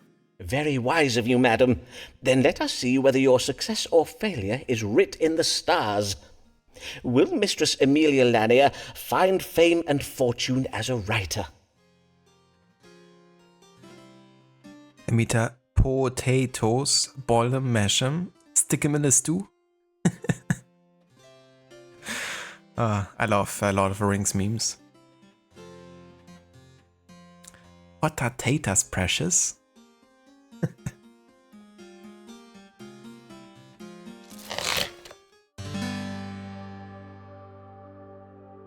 Will I be successful as a writer?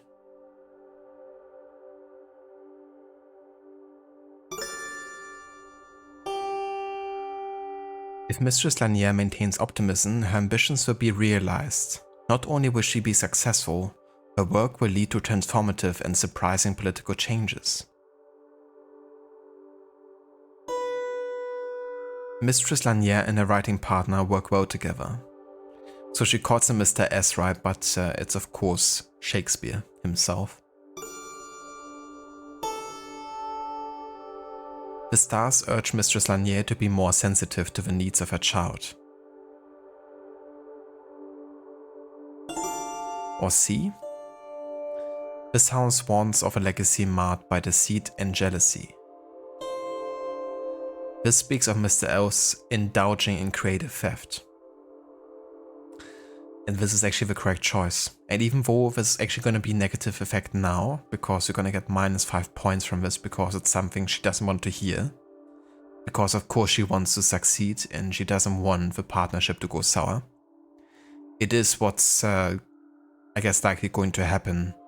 And then later she's probably going to thank us for having warned her. I assume at least, because the correct choice is going with the one that gives us -5 at this point. But from what I remember, that is likely going to happen.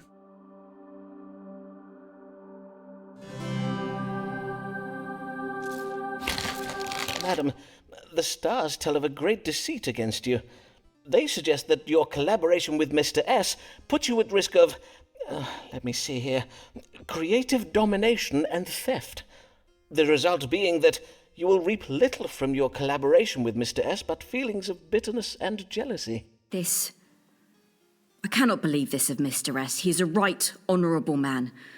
I cannot believe such compelling insights into the human condition could be writ by such a knave as you describe. To be sure, he does oft indulge in wordplay for its own sake, thus cheapening and unnecessarily prolonging a scene, but nay, he is not a bad man. I know you mean well, Dr. Foreman, but I believe your judgment of the stars must be wrong on this occasion. Yeah, you believe that? We're gonna prove you wrong later. Methinks the Querent took my advice a little ill. Yeah, that's alright. You like her accent? Me too. I quite like her character in general. On my first playthrough, she was one of my favorites, of the patients that Simon treats.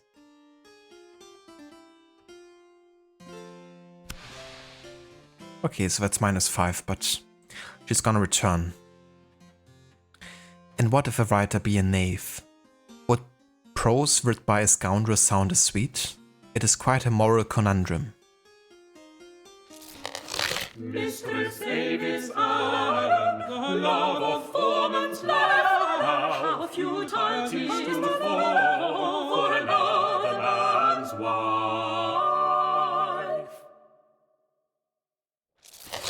Good day to you, sir. Good day to you, madam. What service may I perform for you this day? For me? None. None at all.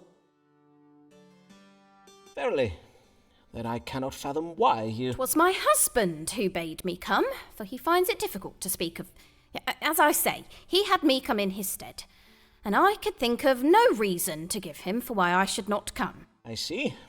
Then what is troubling your husband? Madam, I cannot treat a querent without knowing first what his troubles are. He is unable to perform his marital duties.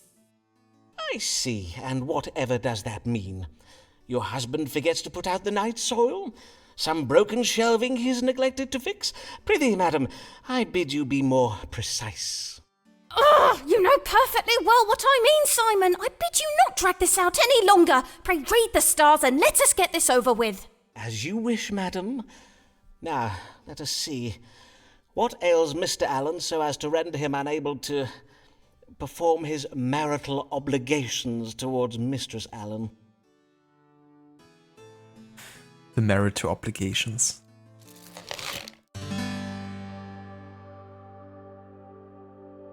My husband is unable to rise to the occasion when performing his marital duties. What ails him? Mr. Allen suffers from a crick in the back. It is causing him pain in the hips and making it difficult to perform duties around the house. Mr. Allen suffers from cold in the heart.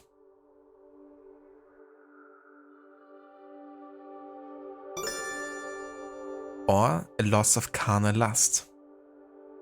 Suggests a deficiency of blood. The illness will get worse before it gets better. And suggests a mild enchantment cast by a witch. And Aries is indeed the correct choice.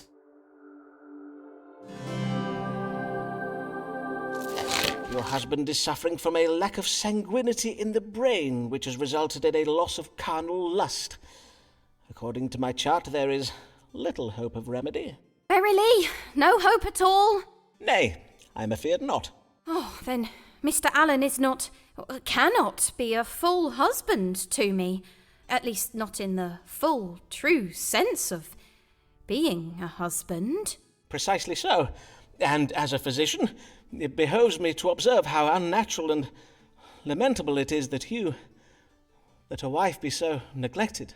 Oh, Simon. Oh, my darling Avis. You also got 2 achievements in Cyberpunk today. Now you have 5 out of 57 achievements. Still a lot to go on. Yeah, for sure. That game has a good amount of content. But it's really good though. Like, I ended up also doing quite a lot. Like, I did all the main side missions, I think. But I didn't do all the gigs though, I don't think. Like, the smaller side missions.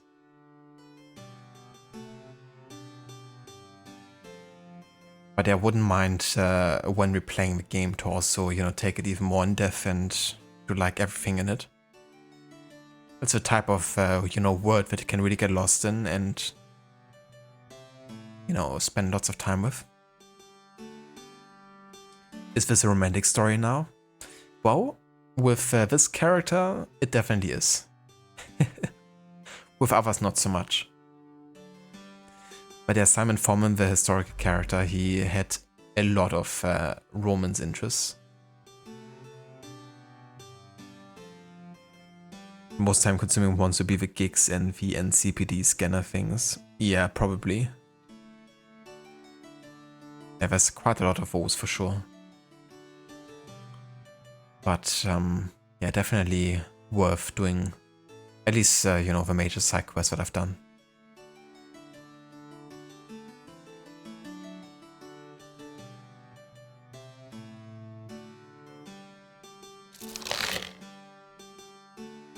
Another coitus post consultatio.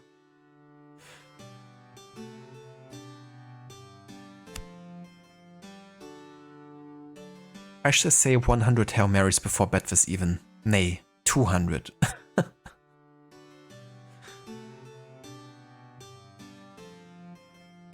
Today you managed to complete one of the regions. Very nice, dude.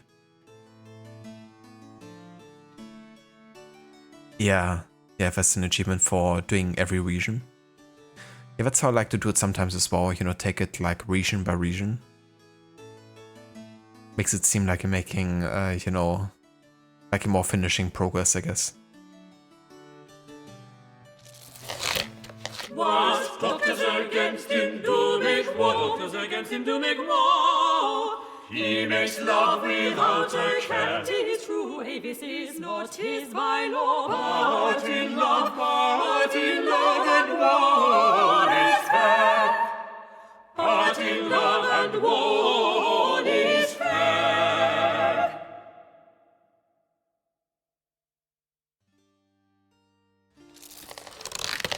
Last even, 'twas like a dream. Never in my life have I felt so. Oh, my sweet Avis, 'tis true you are married, but surely a love as great as ours can transcend such earthly impediments. Dare I hope for... Nay, 'tis most unlikely. Or is it? Forsooth, there be no harm in asking the stars. Might Avis Allen one day be mine?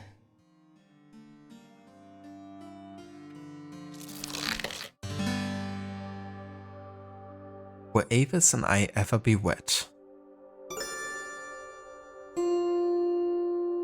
Avis Allen's loyalties lie with her family.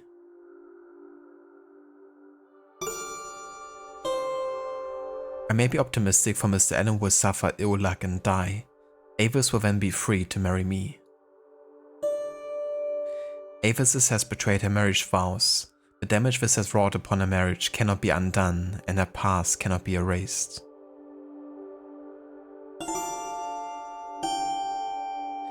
I'm not seeing things clearly. If I knew the truth about our relationship, I would presently be seething with jealousy.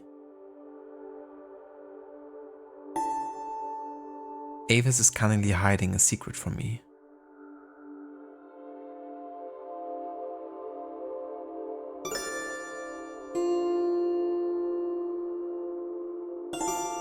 So it doesn't matter which one you're choosing here. Because, this is more about Simon's internal dialogue.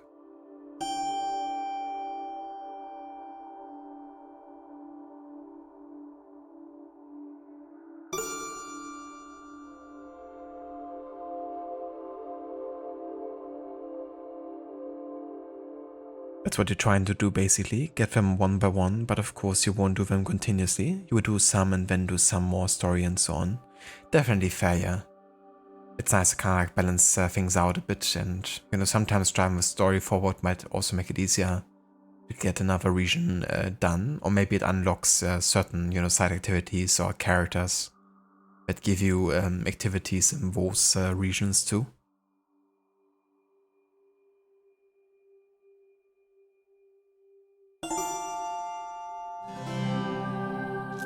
What is this? Avis harbors a secret from me? Something that might arouse my jealous passions. Doubtless 'tis another man. But who could he be? Her carnal desire for him must be powerful indeed to draw her thoughts away from me, and I do not think Avis has occasion to meet any man so becoming as to provoke... Ah, I see. Oh, Simon. That's gonna end well. I'm sure.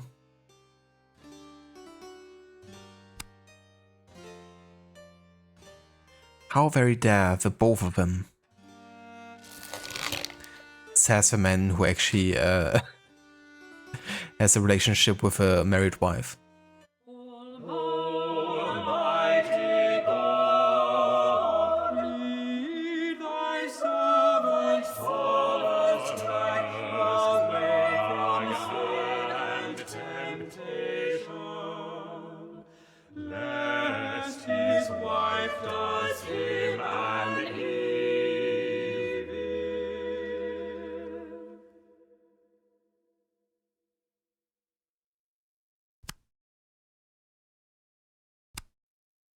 Yeah, I was kind of looking.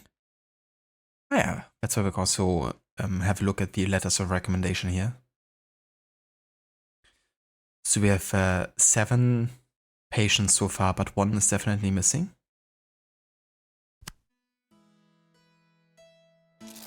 Good day, Dean Blogg. Fare you well?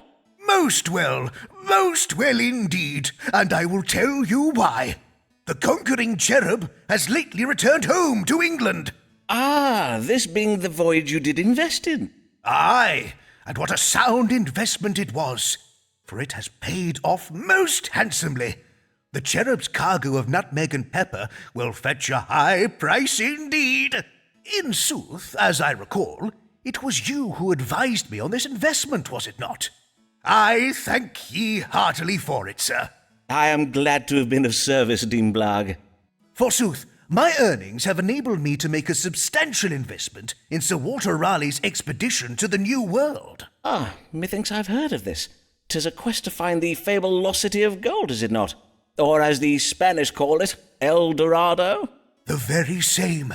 For it is said that El Dorado does lie deep within the rainforests of the southern parts of the New World, hiding vast quantities of gold and precious jewels.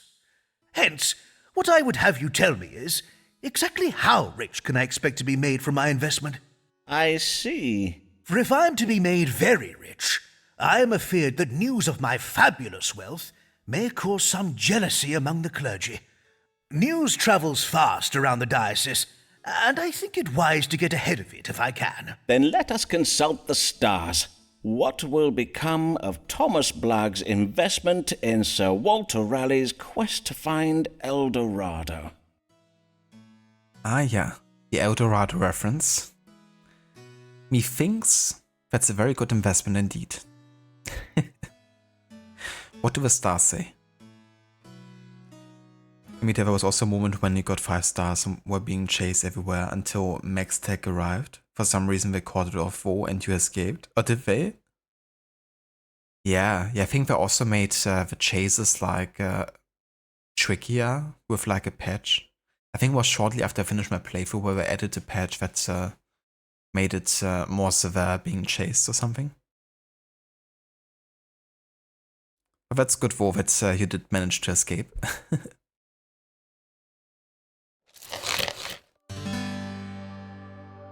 Will my investment in Sir Walter Rawleigh's expedition to discover El Dorado pay off?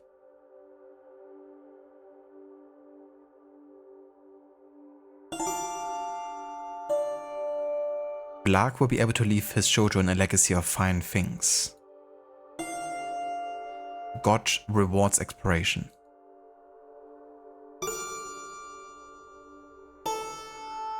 There's a cause for pessimism and a surprising reversal to save the lives of children.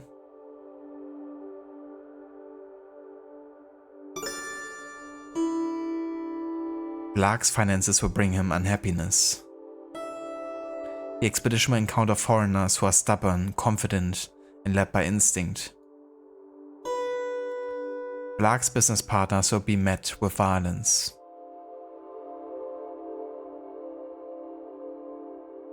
And this is the correct choice.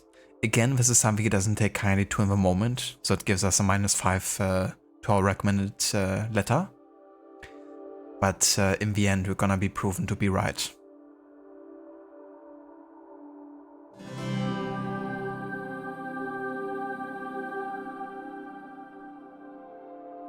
You were surprised and thought you were for sure going to die. It's sometimes funny when you're already like, you know, kind of like dealing with the prospect of not making it. And then all of a sudden it's like, oh, they just gave up. I had a few of those moments in AC Shadows because sometimes in combat you could definitely be surprised by how many people attack you at the same time. But they give up super easily actually when you try to run away though.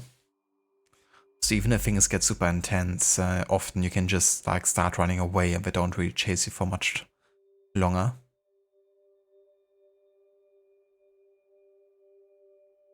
Which sometimes I wished it wasn't like that, because even though it makes things easier to get back to stealth, I feel like being chased for long times, you know, is kind of like parts of, you know, what can make, you know, for example, parkour more interesting or put it more at the forefront.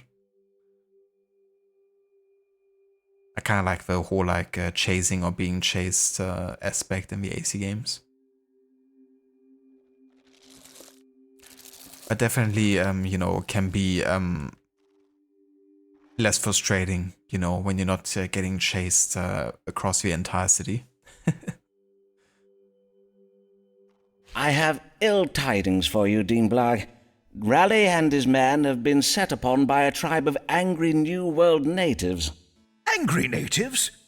But surely the natives would greet us with much rejoicing. For do we not bring with us the gift of civilization?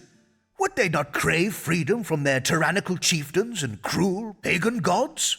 Well, it would seem these particular natives cannot be reasoned with, as they are led by instinct alone, and they will fight to the last man, as it is not in their nature to surrender with honor, as Christian men would. Truly? But... Alas, I am afeard that Raleigh shall be forced to abandon his search for El Dorado, and your investment will come to naught. I must own, sir, that I cannot share your uncharitable view of these savages. They may be heathens, but are they not still God's children? I will now take my leave, that you may engage in quiet reflection upon the spiritual dimensions of this question.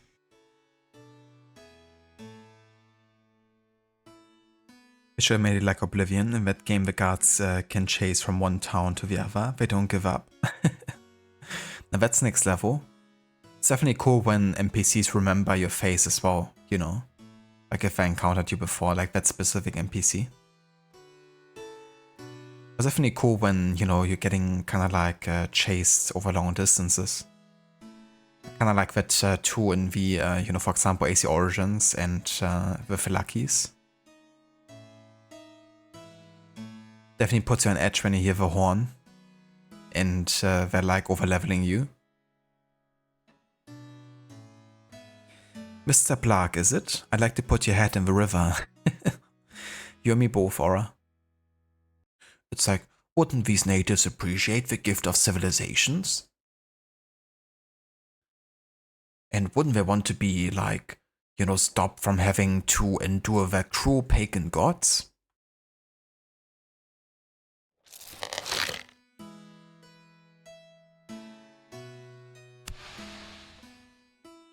Mayhap I invest in tulip bulbs. I hear young merchants say such bulbs will one day replace silver as the new coin. Ah yeah, he's a very smart businessman. When the symptoms are rare and the questions are quitting, When the symptoms are rare and the questions are quitting, when the melodies are strange and ease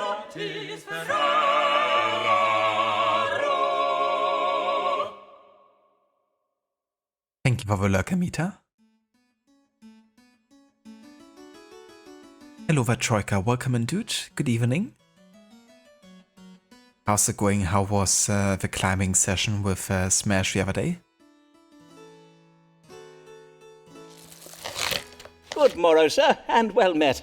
Indeed, 'tis I, Riccardo Ferraro, come once again to the great Dottore Simon Foreman. Aye, and I can see why you are come. Methinks you are not well, signor. The colour of your face is quite alarming. It is because I am losing the blood. The blood does drain away from my face, way down my body, and out of my... You are bleeding from your fundament. How much have you been bleeding, and for how long? Un poco, not too much. It does come and go. Sometimes blood, sometimes no blood. You stop the blood, see? Mayhap I will, but first I must consult the stars to find a diagnosis. What ails Signor Riccardo Ferraro? It was awesome, just like today. Arms are sore. Yeah, I bet. So are you doing like indoor climbing, or is it like I don't know, rock climbing or something? I can only assume, you know, how sore you would get from a climbing session, because, yeah, you know, having to deal with your own weight is, you know, definitely quite, can be quite tiring. But yeah, my day is going good. Pretty busy, I guess, until the evening, but now it's showtime and getting to start a new game as part of my historical order run. This game is quite funny because it's based on a real historical character who was a doctor and astrologer, who treated his patients by doing astrological readings, among other things. And yeah, the game is based on his real case books and patients, and kind of like written in a very comedic fashion. Ezio, your mustache is slipping ever so slightly. What's the diagnosis for that? Maybe an imbalance of a phlegm? Gross, the English word, not the German one. That is true. Hey, he's not very tall, is he? But definitely gross.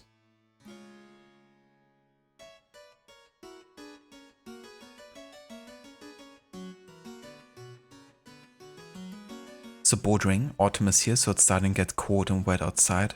Yeah, that definitely is an ideal for climbing. But that's really cool. And my girlfriend also wanted to try bouldering at some time. It's definitely a good workout too.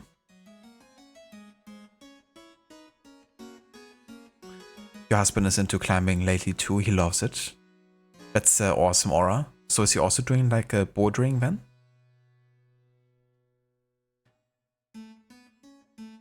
I can definitely, you know, get that as well. Like, I don't really have like much of a desire to climb myself, but I can definitely understand the kind of like, you know, feeling you would get from, you know, climbing and actually getting good at it. Would be very satisfying, I feel.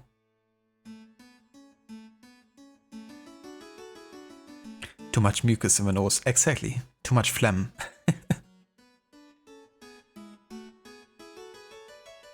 It's fun and challenging, and you only have yourself to compete with. Yeah, I think that would be definitely the fun thing about it too, you know, is that it kind of like do your own kind of like challenge, I guess.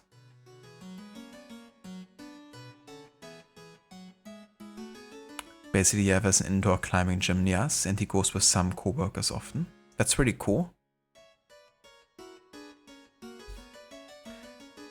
It's also cool that, you know, he has some other people to do it with, because it'll definitely also help, you know, motivation-wise, and have like people to support you.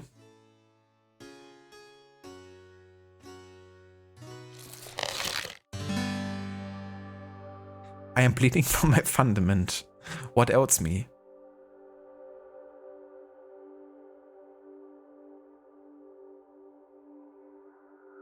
Yeah, what else him?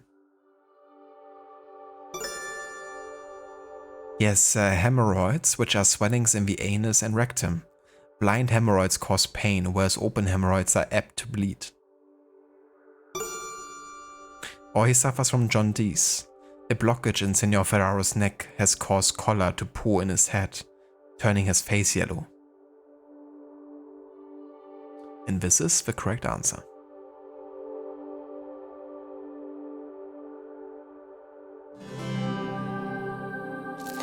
I am afeard you have jaundice, Signor.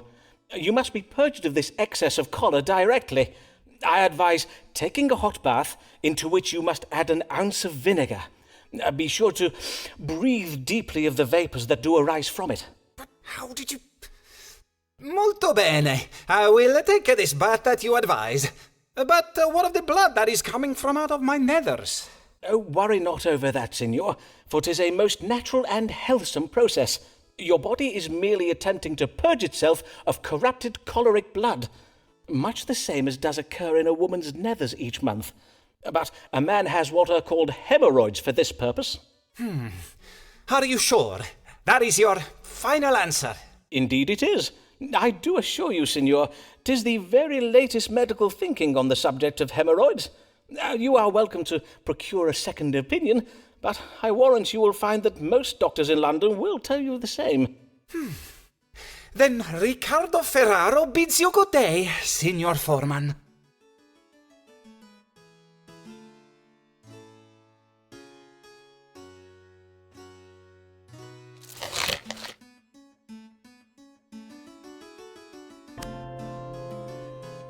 Nice. Up to 75% here. Foreman is good. Mayhap too good. Too good, huh?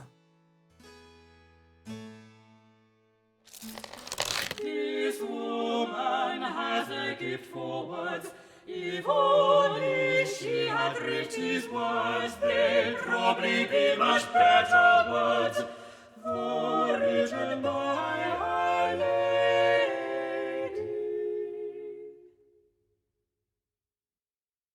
So darling, enough weird diseases for you today. Time to sleep because you're very tired. No worries, Dr. Darling. Definitely hope you get some good sleep in. Definitely good, you know, to get some if you're feeling very tired as well. I hope you have a good night, dude. And catch you next time, probably over at Rod's tomorrow.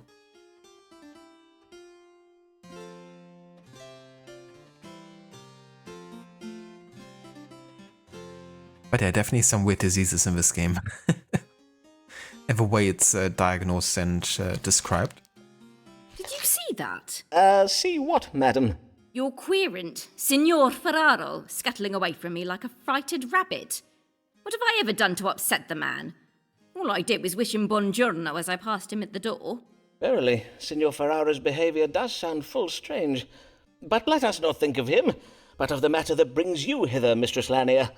How do you fare? I fare most well, in the main, for I'm happy to report that you were quite wrong in judging that collaboration with Mr. S would fare ill, for in sooth 'tis going exceeding well. Verily, Dr. Foreman, I would be right content with my lot at present if it were not for the trouble I am come about this day. Pray, tell me of this trouble, madam. I am being prowled. Oftentimes in the night I see him following me home, One time, methinks I even caught him looking at me through my window. I would have you tell me who this prowling man might be. A prowler? How very worrisome. Can you describe this man to me? Nay, for 'tis always at night that I spy him, and I have always been too frighted for my eyes to linger upon him very long. Then let us see what light the stars can shed upon the identity of this man who hides himself in darkness. Who is the man prowling Mistress Lanier?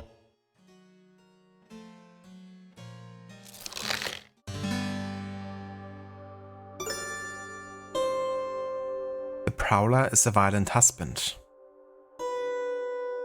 The prowler hopes for a reversal of the ill luck he has had with Mistress Lanier. He harbors a misguided hope that she will perform her wifely duties and resume intimate relations with him. So that's A. Mistress Lanier is suffering mental confusion owing to her religious beliefs. She also harbors an unjustified level of mistrust towards prospective romantic partners. It's like, someone is stalking me. Yeah, actually that's just someone, who's in a very ordinary way trying to gain your interest. It's totally normal to stalk someone. I mean, technically Ezio has done it.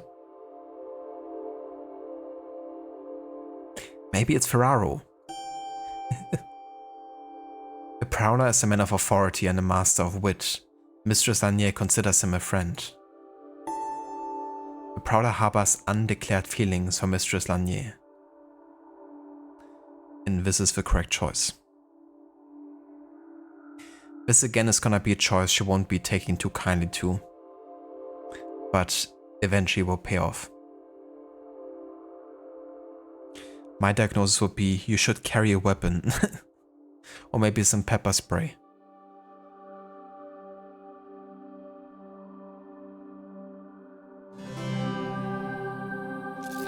The stars suggest that your prowler is a man with a talent for wit, a man who secretly harbors amorous feelings towards you.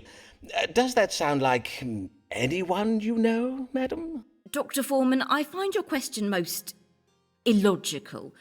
I cannot know of a man who harbours secret feelings for me, for indeed, if I were to know of them, the feelings would not be secret. Yes, well, let me put it another way. Your friend, Mr. S., is the keen-witted man who furtively admires you. He is your prowler, madam. Mr. S. is my prowler, you say? Why, Dr. Foreman, what is in you? For indeed 'tis not the first time you have cast shade upon the character of Mr. S. I bid you, sir, check the stars again. Is it not the most likely explanation, though, madam? I assure you there is nothing likely about the unique relationship betwixt me and Mr. S. Indeed, he has too much respect for my literary mind to use me so ill. For his is a noble intellect that allows him to soar above the baser instincts of lesser men.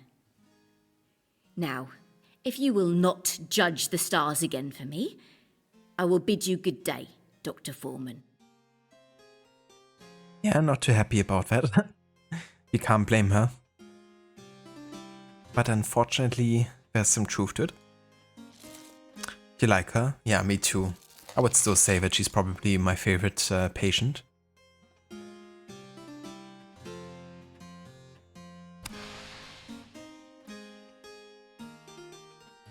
Dr. Foreman doesn't understand how unlike we artists are to common folk. Hear ye, hear ye! Sir Walter Raleigh fails to find legendary Treasure City. Rumours say next Raleigh voyage is to Pot of Gold at End of Rainbow. Hear ye! His next voyage is to a pot of gold at the end of the rainbow. Amazing. Reports have lately come in that Sir Walter Raleigh's expedition to the New World in search of El Dorado has been a colossal clusterfuck. Despite Raleigh's assurances to the Queen that he would return with gold raided from a legendary city, it is said that Raleigh's ships brings back naught but potatoes. Experts predict Her Majesty's reaction to be somewhat testy. Here comes Emma, so kind. She offers sympathy. What is she for others has? Especially when they're born of wealth. Here comes Emma, so kind-hearted is she. She worries for others' health, especially when they're born of wealth. Especially then. Good day to you, Mistress Sharp. Good day, Dr. Foreman. But I am Mistress Delamere now. Mistress Delamere? But as I recall from my case notes... let me see now. 'Twas 3 years past. Aye, were you not hoping to marry a man named George Middleton? Oh, yes. I did marry Mr. Middleton. For though I did tell my family what you said about his condition of the heart, they quite insisted that I marry him. And truly, they were full wrong to do so, for just as you predicted, Mr. Middleton did verily die of his cardiac passion, mere months after we were wed. So soon? How very tragical. I blame the Scotsman who took to playing his bagpipes below our bedroom window at odd hours of the day and night. Such a bothersome man. Betwixt him and the vipers Mr. Middleton discovered one morning nesting in his undergarments, I fear 'twas all too much for his poor, weak heart. Oh. There, my dear lady. How distressing your late husband's death must have been for you. Aye, indeed, Dr. Foreman, so much so that my friends urged me to marry again, lest I die of grief. But now that I am once more a wife, I would not wish to be widowed anew, and John Delamere, my present husband, is also an older man. Dr. Foreman, you must tell me whether there be any illness he has, whether there be anything I might do to save my dear sweet husband from an early death. Then let us see what the stars have to say. Is Mr. John Delamere troubled with any condition that may cause him to die? Yeah, this is the Elizabethan gold digger character. It's like how tragic that she always, marries older men, then asks for, a reason why they would die of an early death. What might cause it? The condition is being human. Yep, we're all gonna die. Honestly, you like her too. I mean, that's definitely fair.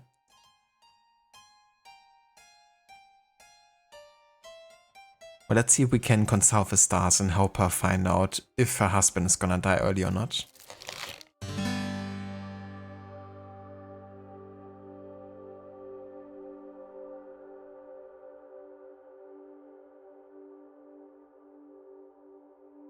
So what condition does Mr. Delamere suffer from?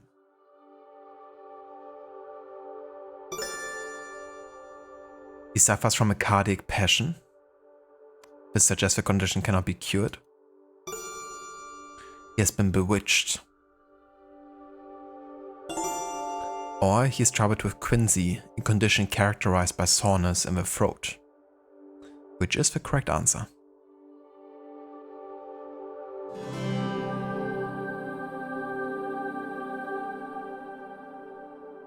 Women were treated as property, she may as well get that inheritance. Yeah.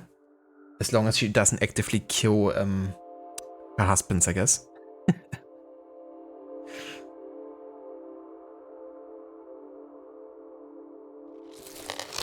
Your husband suffers from quinsy, madam. Oh, you mean to say he has a sore throat? 'Tis a trifle graver than that, madam, but to be sure, quinsy is not fatal. To hasten your Mr. Delamere's recovery, there is a most effective treatment that you may wish to try. A moment, prithee, madam, while I consult my medical handbook. Yes. To treat quinsy, stroke the patient's swollen throat with the hand of a fresh corpse. I am to find a dead man's hand and use it to stroke my husband's neck? Aye. I do not usually offer this treatment myself, so I will direct you to a specialist. Jack Stiles, the hangman at Tyburn. Tell Mr. Stiles that Dr. Simon Foreman sent you, and he will give you a fair price for a few minutes with one of the corpses. I will be sure to. And that is all. My husband has no grave condition that threatens his life. Nay, madam, aside from the quinsy, your husband appears to be in very fine health. By my troth, how wondrous! I thank ye heartily for your reassurance, Dr. Foreman. Good day. Well, she's very happy about it.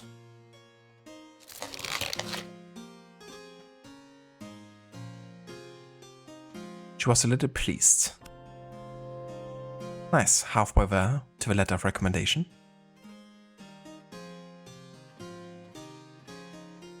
Very nice indeed. But yeah, this is going to be everything that we will be doing for tonight with this game. But we shall continue here tomorrow, and tomorrow is also going to be a later start to a stream again, because I have a few things to take care of during the day, so it's not going to be like an early afternoon stream, but probably like late afternoon start into the evening. And yeah, then I would plan on finishing the game, because I think it's definitely doable in 2 streams. I mean, today has been not the longest one, but still made a good amount of progress. We got already one of the letters. And of course, you know, at some point they're gonna happen much more frequently, since some of them happen only, you know, in the late stages of the patient consultations. But yeah, this is gonna be everything for tonight. Thank you so much everyone for joining us today for the start of this playthrough. So once we finish this, probably tomorrow, we're gonna start the next game in the Historical Order run, which will be Hellish Court, and that will also be a very short playthrough because it's early access and there's only been, you know, one short story that we're gonna be playing through. It's a pretty tough game though, so it might take us longer because of it. But yeah, that's gonna be also a pretty shortish one. But once we get to Banishers Ghost of New Eden, that is definitely gonna take us a bit to get through, because that game has quite a lot to it. But yeah, that is a plan for the next couple of streams and games that we will cover here. For now though, let's have a look if anyone is online that we could maybe raid. No worries of a stream, Aura. Thank you for being here and for joining us today. Thank you everyone so much for being here today and joining us. Thanks also again so much to Amita and to Maxi and Wolfie for the raids.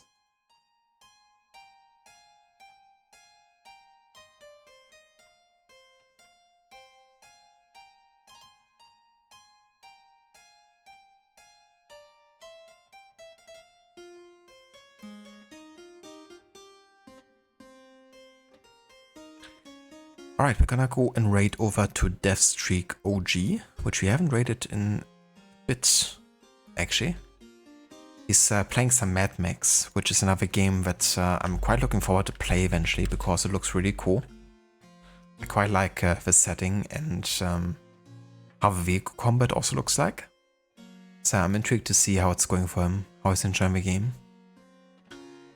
He's also played a lot of the AC games before, so that's another one of those series that you might catch and play at some point. But yeah, for tonight, thank you so much everyone for being here, and I will see you tomorrow again for the next part and possibly the last one of Astrologaster. Until then.